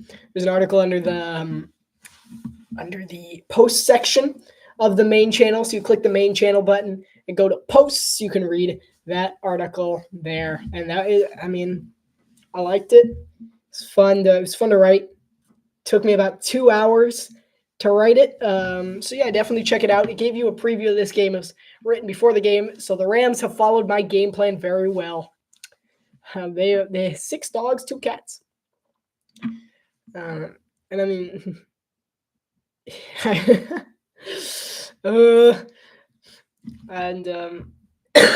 excuse me. No, all the Vikings fans have basically cleared out here at State Farm Stadium. Cardinals have done an incredible job being hospitable for the Rams and their families, along with the fans as well.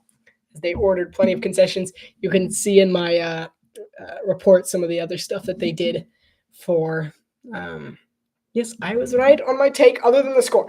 But I said what both teams had to do to win, and I was perfectly right about that. So I'll take that. No, it turns out the camera guy was the guy who's going to be right. I'm like, really? He just kind of guessed. I heard it in his voice. He's like, who's playing? I'm like, what do you mean who's playing? This is your job. He's like, sorry. Vikings, Rams. I'm like, Vikings and Rams. He's like, Rams. What do you think the score is going to be? What did he say? Like 31-21, something like that? No, he said like 35-28 was what he said. Like 35-28. Like, you guessed. I was like, no, I didn't. I'm smart.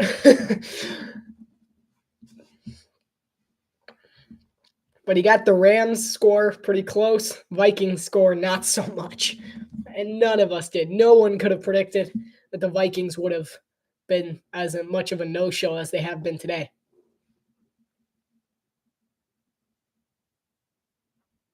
First and 10. 2:33 to go here in the game.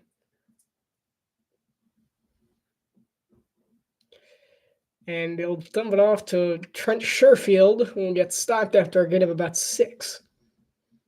Not exactly sure why the Vikings are still trying in this one. This one's over. Cam Ragai. He won. He did it. Sam Darnold looks to throw. He'll get 86, which I want to say is Johnny Munt. I got it. I can't believe that. My knowledge is superior to all. I was just like racking my brain of Vikings tight ends. Johnny Munt. I want to say it because he was on that team last year. Yeah, I've done a pretty good job, honestly. I've guessed mostly everything right. 2-minute warning. Rams in full domination. 2 minutes to go. Rams looking like they're heading to Philly next week. Yeah, the Cam Ragai did fantastic. He's the voice you heard on the other channel. That's his voice. Like, you guessed. No, I didn't.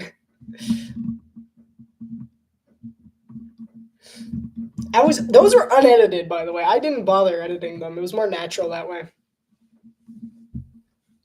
It was fun. Just I see his face behind the camera sometimes. I'm like, dude, stop laughing. You're awful at your own job. No, just kidding. He's good at his job. He was like, I actually didn't know that was the hint with shutters. I saw him behind the camera. I'm like, what? He's like, I didn't know that was there. Like, what? He's like, I made that up. Like, you made up the slogan for shutters. Like, it actually says what you wrote on the card, under the name, under the logo. He's like, no, I made that up. Like, does Disney need a new marketing manager? He nailed their marketing slogan without even guessing. He's like, I made that up. I'm like, what are you talking? Those are completely unedited just for the fun of it. Jason, hello. You couldn't hear Jason probably, but I was telling him, like, did you pan to Jason? He's like, no, I didn't pan to Jason. How rude. Jason was he was a server on the cruise. He's the guy who we saw. I'm like, hey, Jason. I had a little bit of spoiler information. It's like, Jason, what's up, man? Like, hello. He's like, hello there, friends. I think he said our names too. So I'm kind of going that you might not have been able to hear him. I remember. Hey, look, it's Scott Van Pelt. He's coming up after the game. Yeah, you actually could listen to that. I'm not doing a post-game show. He's not doing a post-game show. I'm not doing a post. He is. You can go join him for his post-game show. I'm not doing one over here. I'm going to bed. Sam Darnold under pressure launches one deep. He almost had him. That was actually the best throw of the day from Sam Darnold, and it falls through Jordan Addison's hands. That was almost phenomenal. But Jordan Addison, it just slid. No, he didn't survive the ground. That was honestly the best throw of the day from Sam Darnold. Shame. That's tough. That's tough. He got hit and he actually threw a good pass, you know. Apparently some debate going on with the refs. Never mind. 2nd and 10. Coming up for Minnesota.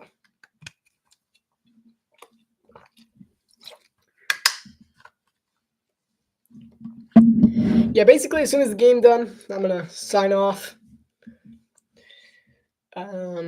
Yeah, and then we're going to be here next week. Unless you comment down on anything about Sam Darnold looks to throw, he'll get sacked. Never mind. That's 9 sacks on the day for the Los Angeles Rams. So that's fun. 9-2.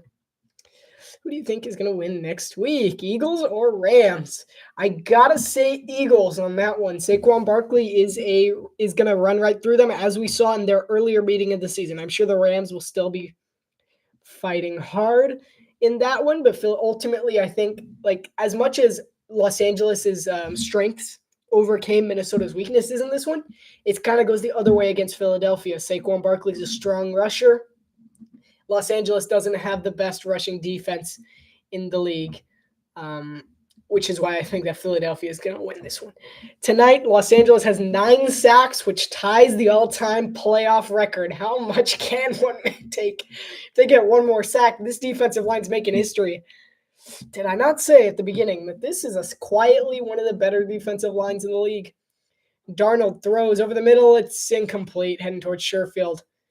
That'll end it here, so the Rams won't break that record, as Sam Darnold will head off the field. And that is such a shame, because Sam Darnold's season might have just been wasted. I mean, this is a guy who's emerged from the chrysalis as a butterfly with his incredible season. I mean, this has kind of been his grand emergence, and he's done a fantastic job this year, leading this team to 14-3, but this really was not the ending that the Vikings should have come to, but ultimately the Rams played better. They wanted it more. This is a big win for Los Angeles. They really did play hard. So they'll advance to the divisional round to play the Philadelphia Eagles, where I do have the Eagles coming out to win. I got butterfly. I'm done. I got them all. 45 seconds to spare. This is they just have to wait 3 seconds before taking the next knee. Good morning, Gil Wilson. Thank you. Yeah, I'm not sick. I'm not sick. What you talking about? And I mean, it is technically morning. Thanks for pointing that out. So 29 seconds. That's the final knee down. Los Angeles Rams 27. Minnesota Vikings 9. So the Rams pick up a win. They move on to the divisional round to take on the Philadelphia Eagles. Do comment down below whether you want the Washington-Detroit game or the Buffalo and Baltimore game. I'll be doing one of the two. Pick one. And I will see you all next week for that one. 3, 2, 1. Rams 27. Vikings 9. See you next time, everyone. It's been a very interesting game. Very fun to watch. So obviously, playoff season, the Rams played tough. Prayers up to the Los Angeles area. With the wildfires going on there, Los Angeles really did play their hearts out.